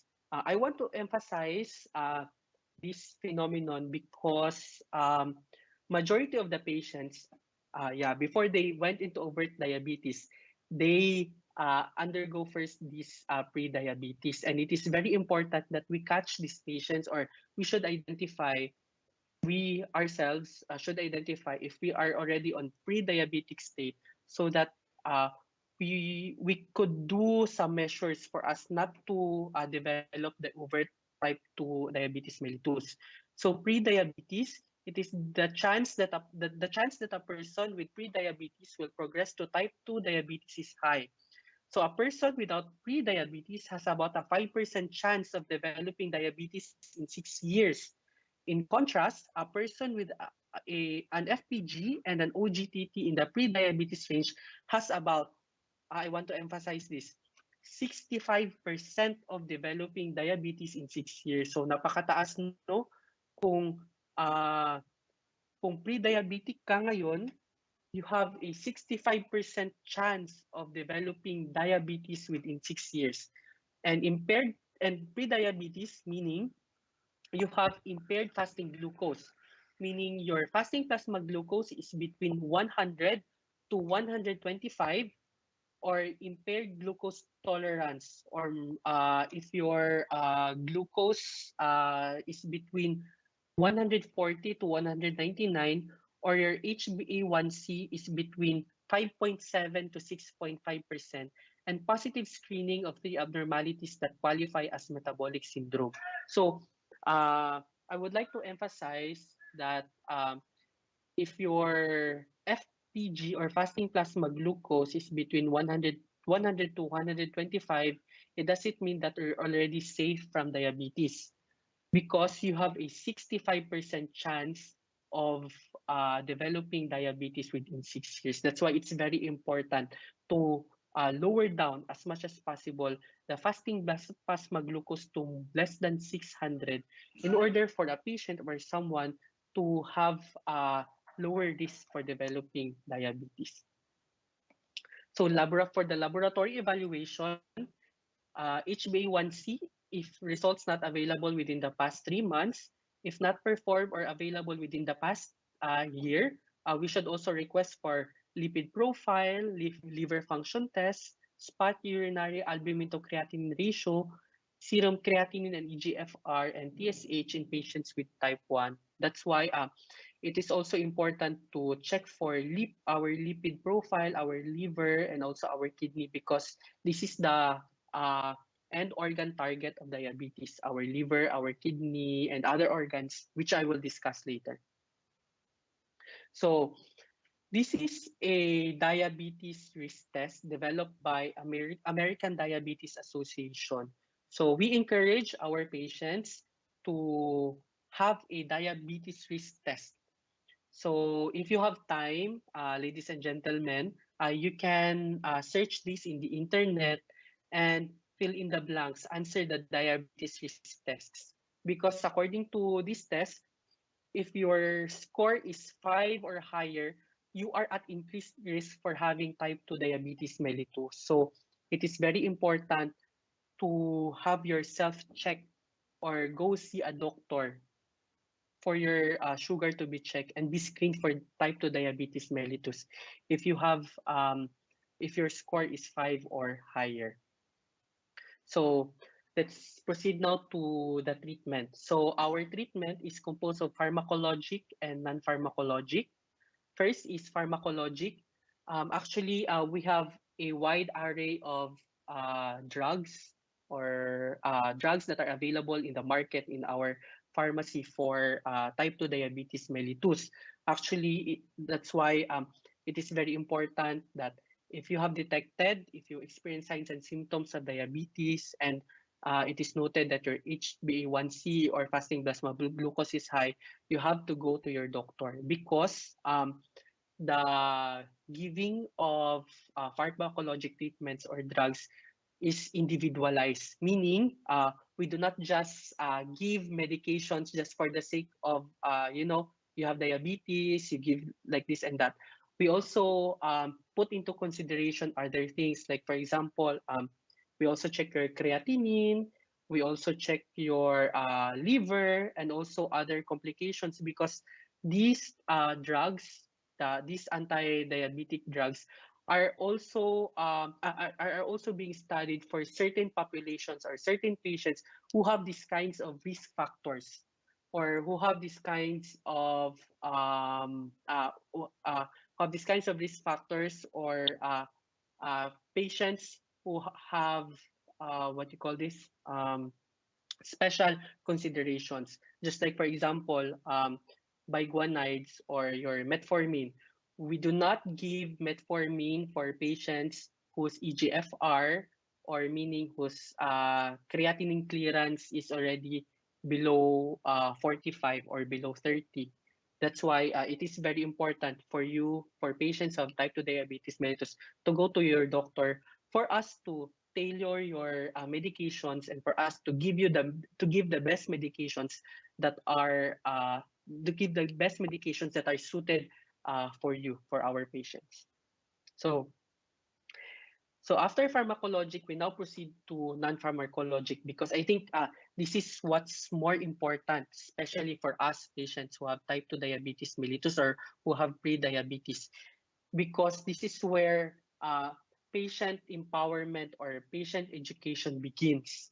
So for the non-pharmacologic or for the nutrition therapy, as we all know, despite giving adequate medications, we cannot control our diabetes if we will not change our lifestyle, or if we will not change the way we eat or the way we conduct ourselves. So that's why it's very important for us also to abide the recommended nutrition or the recommended lifestyle changes. So first, by the food that we eat. According to the healthy plate concept, this is adapted from the American Diabetes Association. Our food should consist of 1/2 plate vegetables and fruits. Fruits and vegetables are naturally low in saturated and trans fat and rich in dietary fiber, vitamins, and minerals, which are very beneficial for patients who have diabetes. And also, if 1/2 for vegetables and fruits, we should our lean meat, poultry, or fish should just be 1/4 of our serving plate, and our food should only consist of actually dapat sorry, this should be 1/4 carbohydrate. However, not all carbohydrates are good for patients who are diabetic. The recommended carbohydrate are whole grains, especially because these carbohydrate rich food have very low glycemic index. So these are the recommended source of carbohydrate for patient. So on your right, we also have here the diabetic food list. So kindly check na lang po which food should which food which foods are beneficial for patients who have diabetic. We have here fish, cheese, salad, water, green juice, fresh fruits, low carb cakes, sugar-free ice cream, real meat, vegetable pasta, burgers without bread, red wine or spirits. So um, before I proceed, I would like to emphasize that when we doctors tell our patients to limit your carbohydrate intake or limit your fat intake, um, I want I emphasize to I put an emphasis to my patients that I am not punishing them for their disease. I am on the other hand helping them to achieve their goal HbA1c or their goal sugar. So ladies and gentlemen, if your doctor recommends you to not to eat these kinds of food, to not to eat this to lessen your carbohydrate intake, please do not treat it as a punishment coming from us, because as we all know, we do not deprive you from eating the food that you want, because if you're fond of if you want to eat an ice cream, you could eat an ice cream, pero dapat sugar free. Or if you are fond of eating pasta, we have alternatives. We have vegetable pasta, not lang the pasta the pasta which has very high carbohydrate which has high carbohydrate content. Second, I want to emphasize here the how do these nutrients affect the blood glucose in our body. As you can see, if you eat carbohydrates, expectedly your sugar would readily shoot up. The sugar in your, I mean the glucose in your body, in your blood would readily shoot up. Unlike if you eat protein or if you eat fats, it would take time for it, because the protein and fat would be first converted to sugar before it to glucose, I mean, before it would reflect in the blood in the CBG. So as you can see, if you will take protein or fat, it would not readily increase the blood glucose in your body. That's why it is we recommend that those who are diabetic, uh, we prefer them to eat more protein, those foods which have protein and fat. However, those may ano po yan na may caveat, hindi lahat ng fats are good for diabetic patients, because trans fat is not healthy is not good.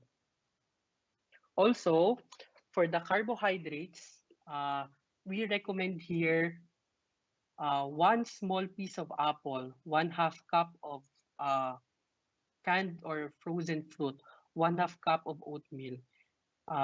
We have here 4 to 6 crackers a day only, and 1/2 English muffin and 2 small cookies. And on the right side of the presentation, I want to emphasize here those foods that have low glycemic index because these foods are very beneficial for our patients who have type 2 diabetes mellitus because these foods that have low glycemic index do not readily increase the blood sugar in our body. Just like rice bran, cereal, spaghetti, but I think this is vegetable spaghetti, corn, sweet, wild rice, sweet potatoes, white rice, whole wheat bread. These um these are the these are the foods that have very low glycemic index. So to proceed, oh, fats. What about fats?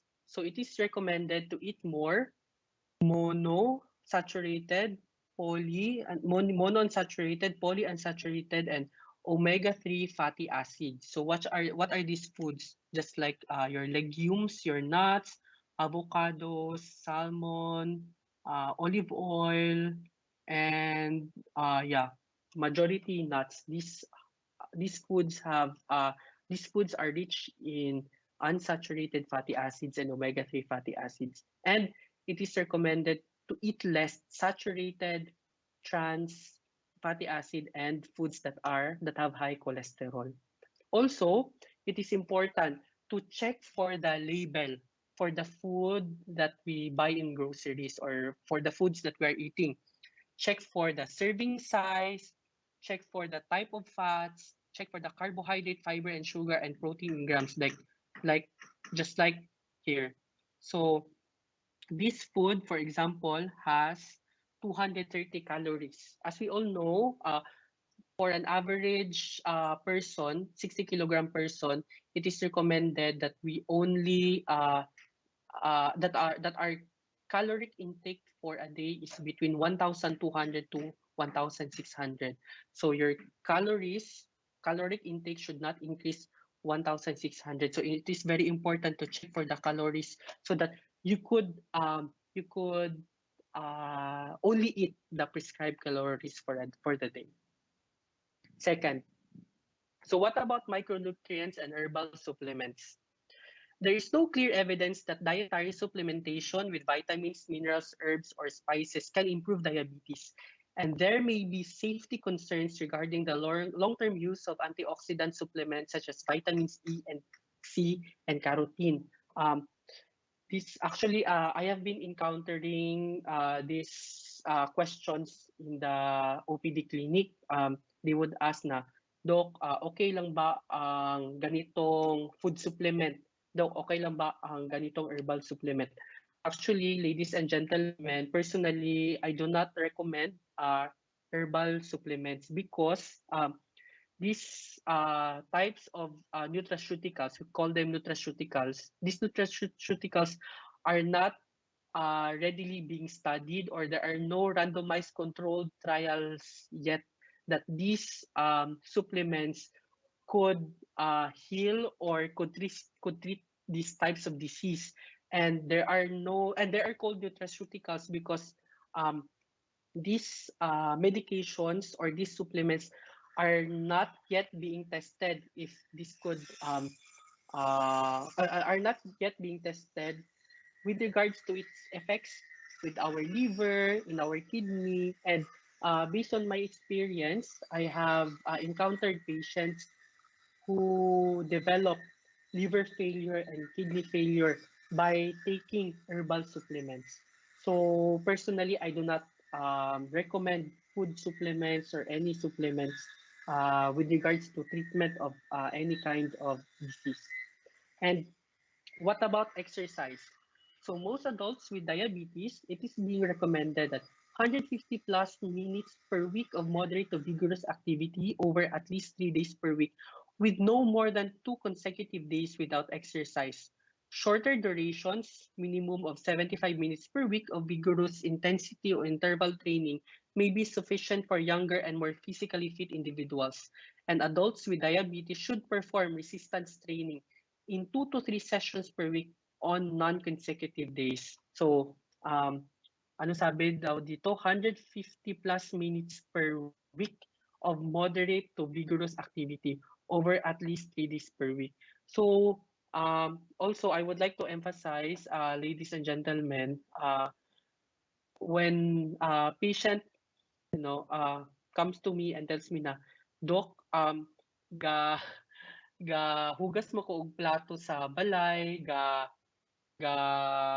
panihig man ko, kanang nagapangguna. I would like to emphasize that these are not uh, these are not recommended or proper forms of exercises because according to here, moderate to vigorous activity. So dapat moderate to vigorous meaning kanang panington gud bitaw ta, dapat nagi sweat mo gawas, dapat hangakon ta, dapat panington ta. That's what we siguro in layman's term, uh, to put it in a simpler term, when we talk about moderate to vigorous activity.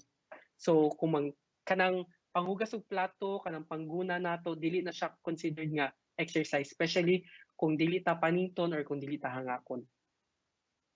So all adults and particularly those with type 2 diabetes should decrease the amount of time spent in daily sedentary behavior.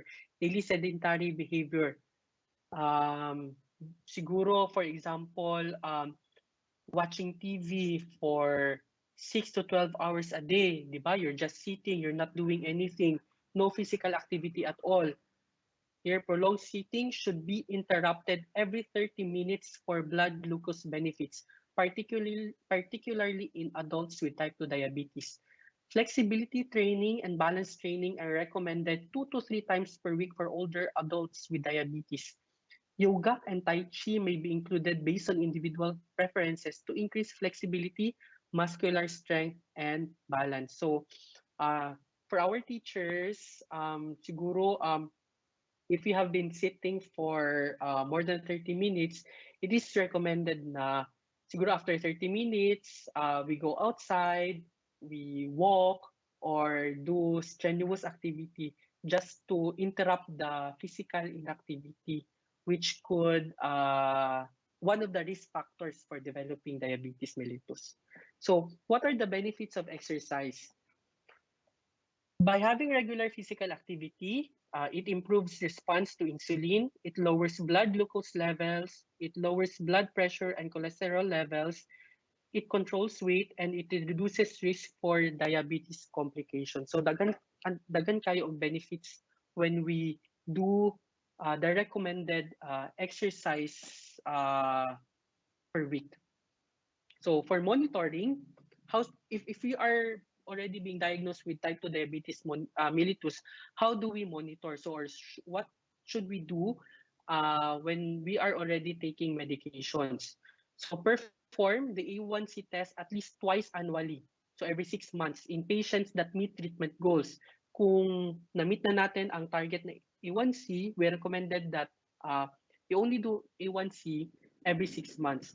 However, in patients whose therapy has changed or who are not meeting glycemic goals, those patients whose glucose are not well controlled, we recommend A1C test quarterly. So dapat quarterly you should see your doctor for us to tailor your medications accordingly and for us to look for those things or problems why we are having difficulty with controlling your blood sugar. And use of point of care testing for A1C provides the opportunity for more timely treatment changes. So most patients, so especially those patients who are on insulin, we recommend them to monitor their blood sugar. So we tell our patients to buy a glucometer and monitor their sugar at home, especially prior to meals and snacks, at bedtime, prior to exercise, when they suspect low blood glucose level after treating low blood glucose until they are normoglycemic prior to critical tasks such as driving and occasionally postprandially after eating.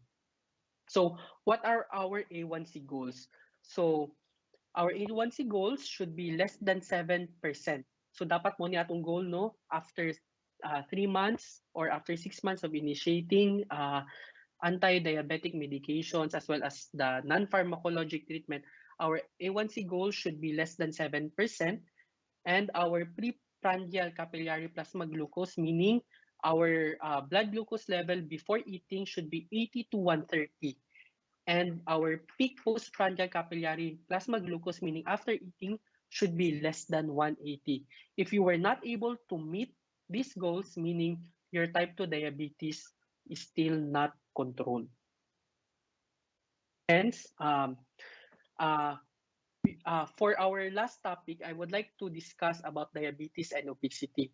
Why is it important to control obesity for us also to control diabetes mellitus? So delayed progression from pre-diabetes to type 2 diabetes. That's why one of the benefits of weight loss. It has positive impact on treatment of type 2 diabetes, and it improves mobility, physical and sexual functioning, and health-related quality of life. And that's why it is important to know our BMI, because this is where we can categorize ourselves if we are overweight, pre-obese, obese, or super obese. So what is the formula for body mass index? Weight in kilograms over height in meters squared. So for the normal BMI, it should be 18.5 to 22.9. So more than 22.9, because we are Asians, we should use the Asian criteria. So if more than 22.9, we are already considered overweight or obese. So we should be worried, or we should warn ourselves about that. Because when it comes to obesity management, we should do diet, physical activity, and behavioral therapy. However, when your BMI is already more than 40, or if you cannot if we were not able to achieve the normal BMI despite diet, physical activity, behavioral therapy, and pharmacotherapy, we now recommend metabolic surgery, especially those super obese individuals, because type 2 diabetes mellitus, you are at very high risk of developing type 2 diabetes mellitus.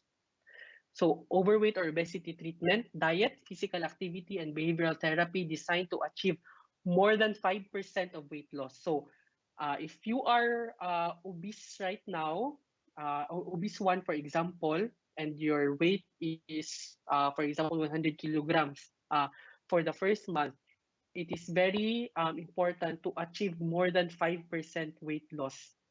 Should be prescribed for overweight and obese patients with type 2 DM ready to achieve weight loss. And intervention should be high intensity and focus on diet, physical activity, and behavioral strategies to achieve a 500 to 750 kilocalorie per day energy deficit. So imagine, ladies and gentlemen, if you are eating, for example, 2,500 kilocalorie per day right now, if you will decrease your caloric intake by just 500, so magiging 2,000 kilocalorie per day na lang siya, you could we could expect that we could target at least more than 5% of weight loss by decreasing our kilocalorie intake by 500 to 750 calorie per day.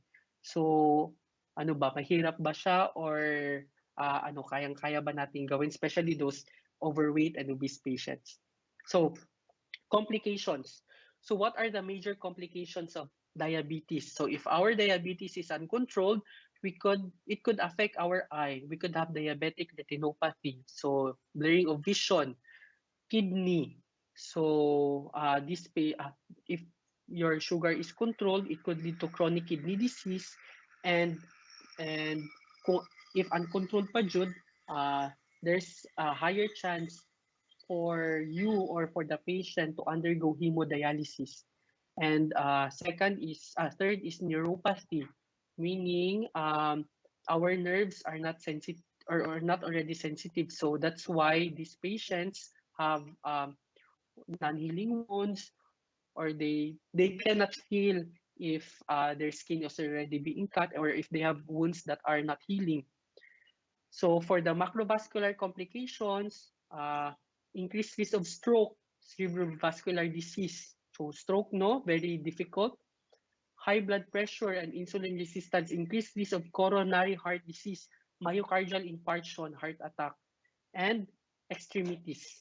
Peripheral vascular disease from narrowing of blood vessels like peripheral arterial occlusive disease, acute kidney ischemia. So we do not want our patients to go into or to succumb to these major complications. That's why it's very important to control our diabetes as early as possible. So according to these trials or these study groups, if we decrease our HbA1c by just 2%, it could decrease retinopathy by 76%, nephropathy by 54%, neuropathy by 60%, and microvascular disease by 41%. So we could, studies show that if we will just control our HbA1c or decrease it by 2, we could prevent ourselves, very ang taas, no? We could prevent ourselves from getting these types of complications. So diabetes prevention, how can we prevent diabetes? One, by regular health screenings, especially knowing your risk factors and by answering the diabetes risk test. Also by having healthy diet, by having diet more on green leafy vegetables and fruits, by having regular daily exercise, moderate to vigorous activity, and by not smoking and drinking. We can prevent ourselves from having diabetes. So before I end, I would like to share this verse from 3 John 1:2.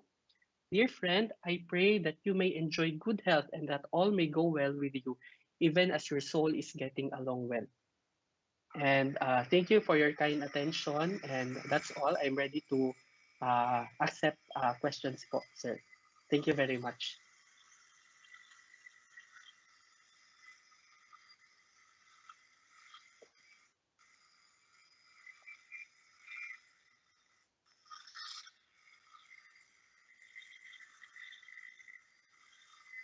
Hello. Thank you so much to our specialist for internal medicine from Margos at Tubig Regional Hospital, Dr. Jason Lumasag. Doc, thank you so much for your time. And we will now be Thank you, forwarding to sir. you the questions from our participants, especially about the diabetes mellitus. No? Just earlier, we have a very profound and rich discussion um, about other medical conditions. Of course, it's with Dr. Daoud of the Philippine Heart Association. And right now, we have been receiving queries and concerns about the diabetes mellitus, and one of which is this one, Doc. It, is fruit okay for diabetic person? Ah, actually, sir, we do not. Yeah, actually, that's a very good question. No, we do not limit the fruit intake of patients who are diabetes. However, there are certain fruits that have very high glycemic index. So, us patients who have type 2 diabetes mellitus, siguro very accessible naman ang internet, very accessible na ang Google. Um, Search for those fruits who have very low glycemic index, because that's the one that is beneficial for patients who have type 2 diabetes mellitus. Kasi, sir, I want to emphasize those fruits or any foods that have low glycemic index, beneficial yan sa patients na may type 2 diabetes, because when it is being digested inside our body, it would not readily increase the glucose in our body, kasi it would undergo pa many stages or many chemical reactions before it would be converted to glucose, before it would um, increase the glucose in our body. So that's why for patients who have type 2 DM, it is important, it is very more beneficial to eat those foods, fruits, or any foods of any kind, those foods that have low glycemic index. From Dr. J. Lumasag. Now, another question, Doc. How accurate is the result of random blood sugar test? Mm. Actually, random blood sugar test, we use that as a diagnosis for type 2 diabetes mellitus when it is being accompanied by signs and symptoms, chronic signs and symptoms of hyperglycemia, just like your polyuria, polydipsia, and polyphagia. Because if these signs and symptoms are not present, we do not readily diagnose a patient, the patient as having type 2 diabetes mellitus because because expectedly, di ba, if we eat something, uh, it would readily increase the glucose in our body. So we recommend RBS, random blood sugar, as a screening tool when signs and symptoms of chronic hyperglycemia is already present. During our activities here in the division, especially may mga trainings tayo sa hotel, yun ba yun ang no? We are conducting actually this one, the random blood sugar test sa ating mga participants just any time of the day, no? So kaya nga we are also trying to know if these results are accurate or has a relationship with their possible conditions. Ayan po, Doc, ito, kasi ipinakita ninyo kanina sa presentation na it's good for consumers to always look at the label, no, sa ating mga products, Yes, especially sir. mga Yes, sir. kinakain. Mm, And mm. isa sa parang nakaka-catch ng attention, yung nutritional facts sa likod na bahagi ng products ng label po. The Yes, yes, question sir. is, how reliable po itong mga nilalagay nila sa kanilang nutritional facts?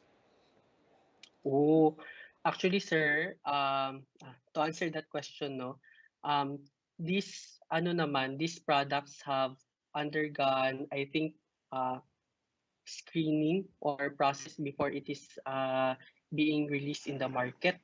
So I think, sir, when it comes to reliability of this, what you call these nutritional facts that are presented in the label or at the back of the uh, food, ano ba, wrapper, I think, sir, it is very accurate naman. But I want to emphasize, sir, more on the, ano ba, the not on the siguro by being I don't know if it is the right term. Dapat siguro maging choosy tayo when it comes to the food that we are eating, especially ano ba kasi majority ng mga kinakain natin are junk foods, mga chichirya, mga processed or canned foods. I think these foods, we should be warned about this because as we all know, mataas yung trans fat, mataas yung caloric content, as well as, di ba, processor. So marami yung mga chemicals na i-add for this to be preserved. So I emphasize, sir, that it's much more beneficial to eat those foods that are fresh from the market, those produced by our local farmers because these foods are, yeah, fresh, not being processed, so lesser chemicals, lesser harm that it could lesser harm na pwede niyang ma-brought in sa katawan natin.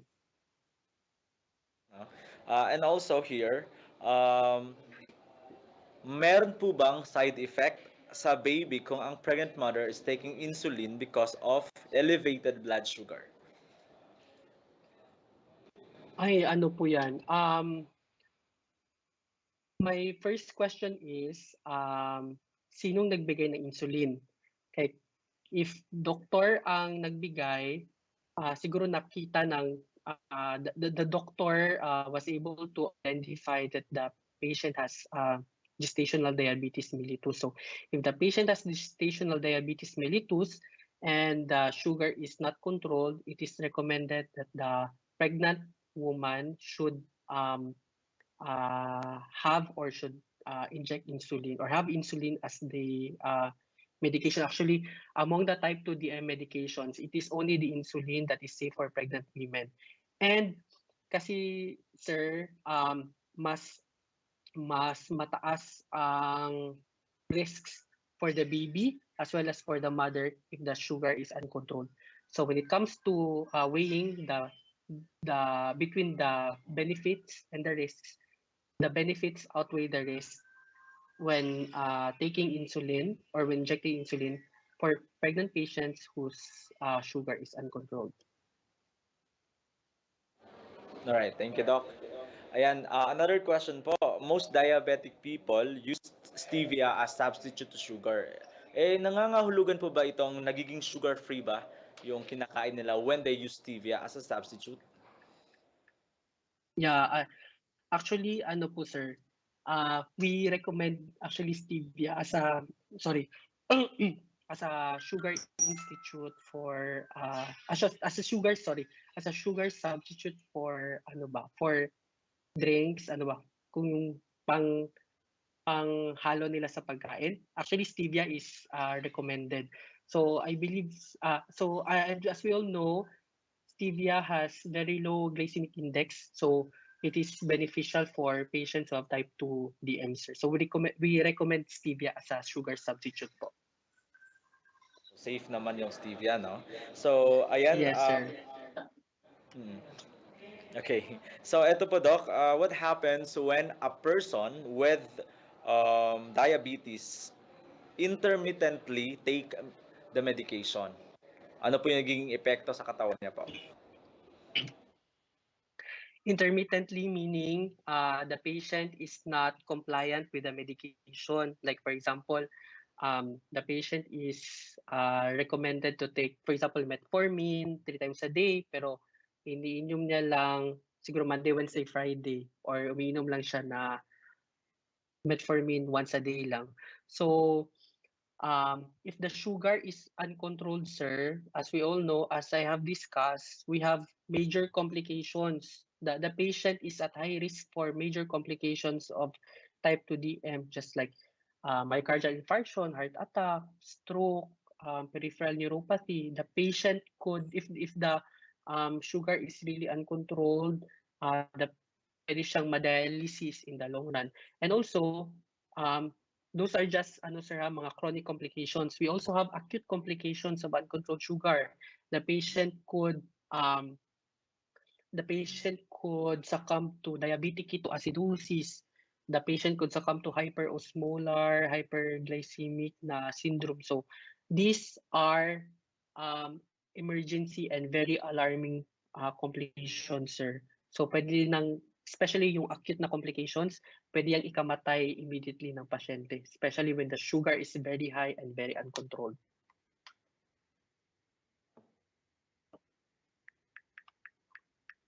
Okay, so, ayan po. Another question, Doc. We are happy, no? Kasi lahat ng mga concerns natin talaga na-address and right coming from the doctor, no? Kasi madalas, kailangan talaga ng response from a doctor to make these things really very clear. So, ito, when should a person shift to insulin from taking oral hypoglycemic tablets po?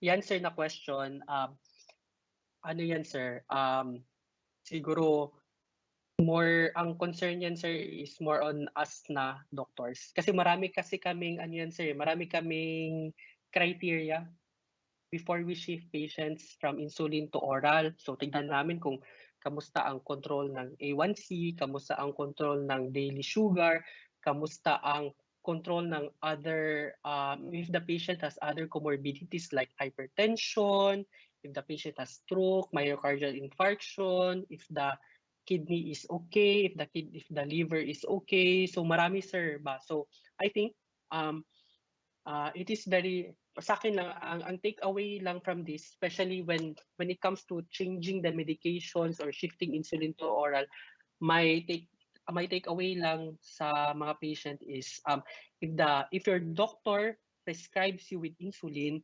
please kasi sir 'di ba very ano yan very taxing kasi insulin kasi mag-inject ka 'di ba sa skin masakit. Tapos may iba pa na twice a day, umaga at gabi or may kung uncontrolled talaga ang sugar pwede 3 times a day. Masakit talaga siya, very taxing for the patient. So my takeaway is be religious when it comes to injecting your insulin. Kasi kapag makontrol naman natin yung sugar ninyo, kapag ma-meet natin yung mga criteria na yung sinabi ko kanina, laki talaga yung chance na pwede nating ma-shift from insulin to oral medications yung mga patients na diabetic. So, yun sir. So aside from taking medications, we also be worried yung lifestyle changes, mga pagkain na kinakain natin.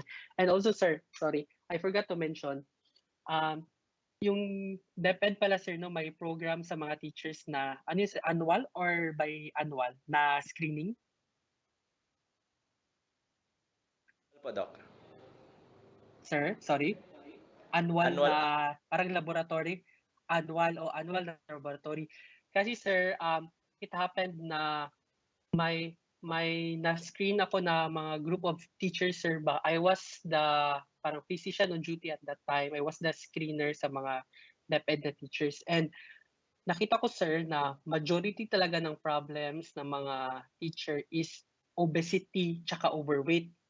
Siguro not on the may iba na dumating na nasa spectrum na ng type 2 diabetes pero majority talaga is obese and overweight. Kasi nga as I have interviewed them, ano daw parang snacks in the morning, snacks in the afternoon, tapos pagkatapos ng klase snacks naman.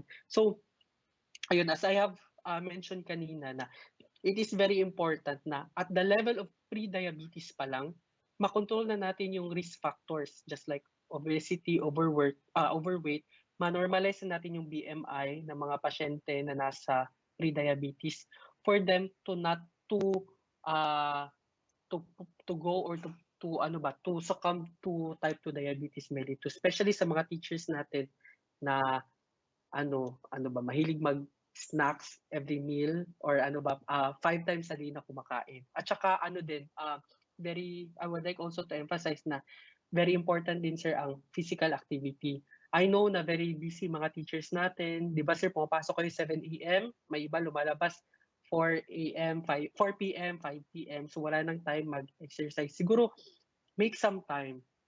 Weekends, holidays, siguro kung makaya, wake up sa gabi pag-uwi or very early morning na exercise para ma-meet natin yung 150 minutes a week ng vigorous to moderate na physical activity.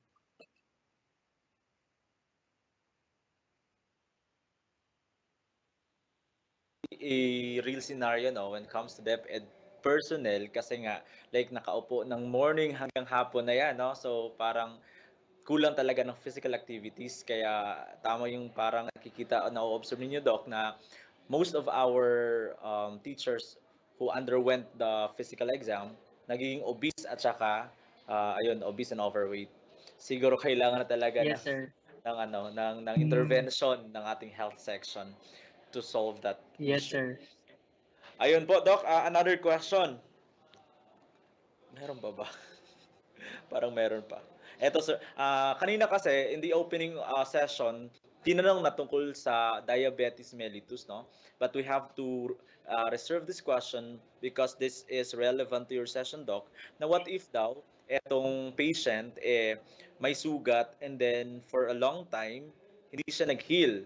And then eventually, nag-heal na daw ito ng paunti-unti. And then prior to healing, meron itong discharge. Pero ang question, hindi ito nakapagpa-check up. At the moment, healed na daw yung sugat. At yung healing process napakatagal. Hindi daw po ito nagpa-check up kasi natatakot. Yung question po, since nag-close na daw po yung wound, okay na ba daw yung patient?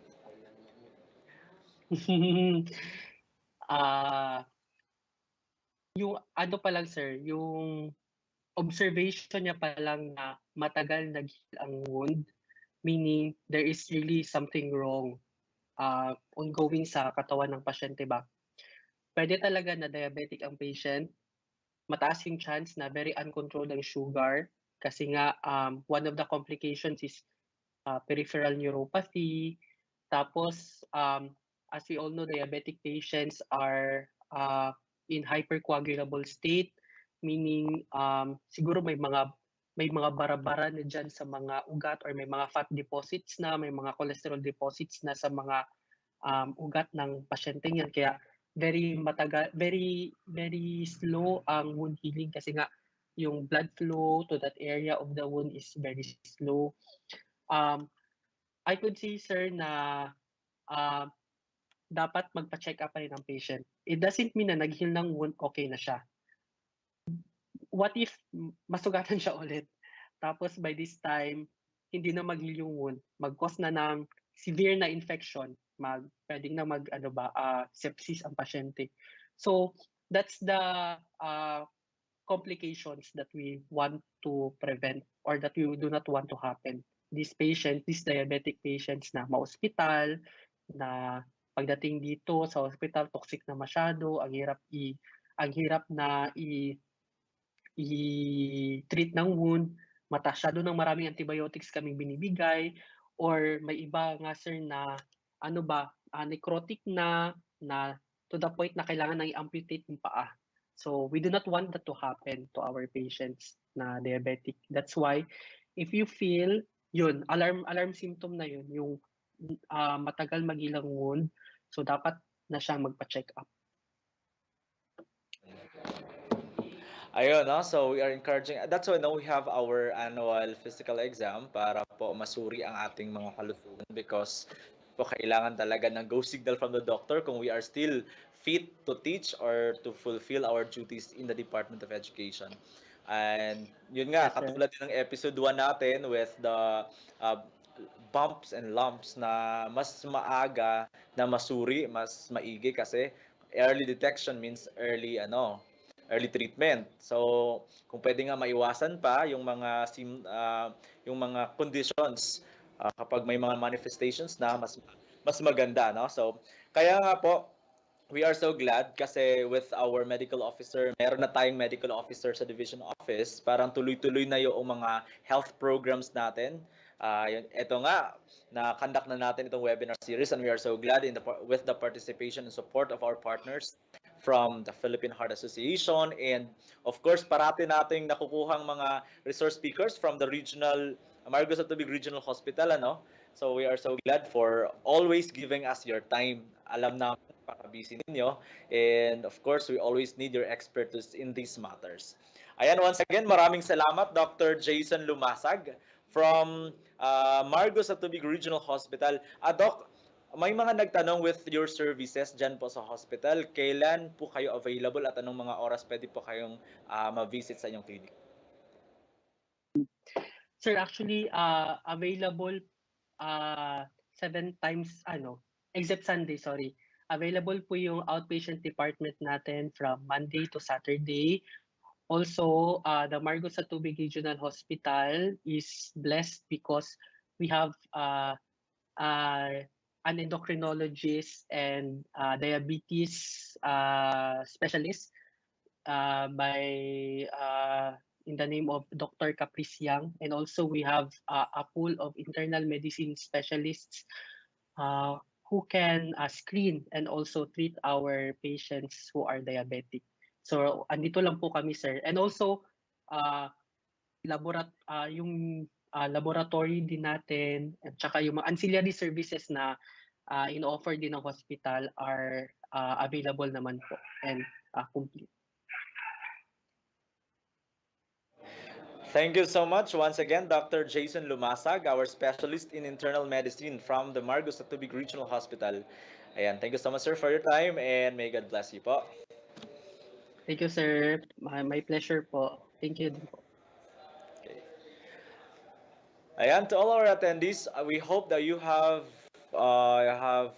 learned so much from our 2 sessions today about the diabetes mellitus and other session. Um, Nakalimutan ko tuloy yung session. With the cardiovascular disease na isa din sa pinakamahalagang malaman natin kung paano ba natin maiiwasan at kung meron na tayong mga symptoms, ano po ba ang treatment. So, we're so blessed kasi dalawa sa pinakamagagaling ang talagang napili nating magbigay sa atin ng mga detalye for the episode 2 of our webinar series for health. No? So, sana nga magkaroon pa tayo ng maraming episodes patungkol po sa pangangalaga sa kalusugan ng ating mga lingkod bayan sa Department of Education. Bago po tayo magpaalam, ibibigay po natin sa inyo ang isa na namang video na sana makakatulong din sa atin upang mas mapalawak at mas mapalalim pa ang ating kaalaman patungkol sa diabetes and sa cardiovascular disease. Muli po, ako si Brian Delempers from the Human Resource Development. Nagpapasalamat tayo sa ating School Health Section sa pangunguna po ng ating Medical Officer 3, Dr. Vincent Chrisberg Aliman, at sa ating co-program honor, Nurse Glenda May Bonsobre, at of course, with the support of our top management, our Schools Division Superintendent, Dr. Maharani M. Jacinto Seso 5, our two Assistant Schools Division Superintendents, Dr. Raymond M. Salvador and Dr. Jerry C. Boquinquito, sa ating CID Chief, Dr. Juliet Magallanes, and SGOD Chief, Dr. Gay Asugas Abduhan. Hanggang sa muli pong pagkikita natin, maraming salamat and mabuhay ang Schools Division of Zamboanga del Sur. Heart illness knows no age. 5 out of 10 Filipinos die of cardiovascular-related cases every year. How do we prevent this from happening? It's never too late to start being healthy. Let's do the 52-100 regimen daily. How does the 52-100 routine work? It's simpler than you might think. 5. Diet. Mix and match your consumption with 5 servings of fruits and vegetables daily. 2. Leisure. Limit yourself to a maximum of 2 hours of electronic gadgets and recreational screen time. 1. Conditioning. Sweat it out. Stay active and fit physically. Make time for at least an hour of exercise every day. 0. Drinks. Say no to sweetened beverages and soda. Water is and will always be the best liquid for our body. 0. Zero in on your vices this year. Smoking kills, and so does secondhand smoke. Our health is our wealth. Let's invigorate and energize for healthier years ahead. Get more out of life every day. Do the 52-100 today.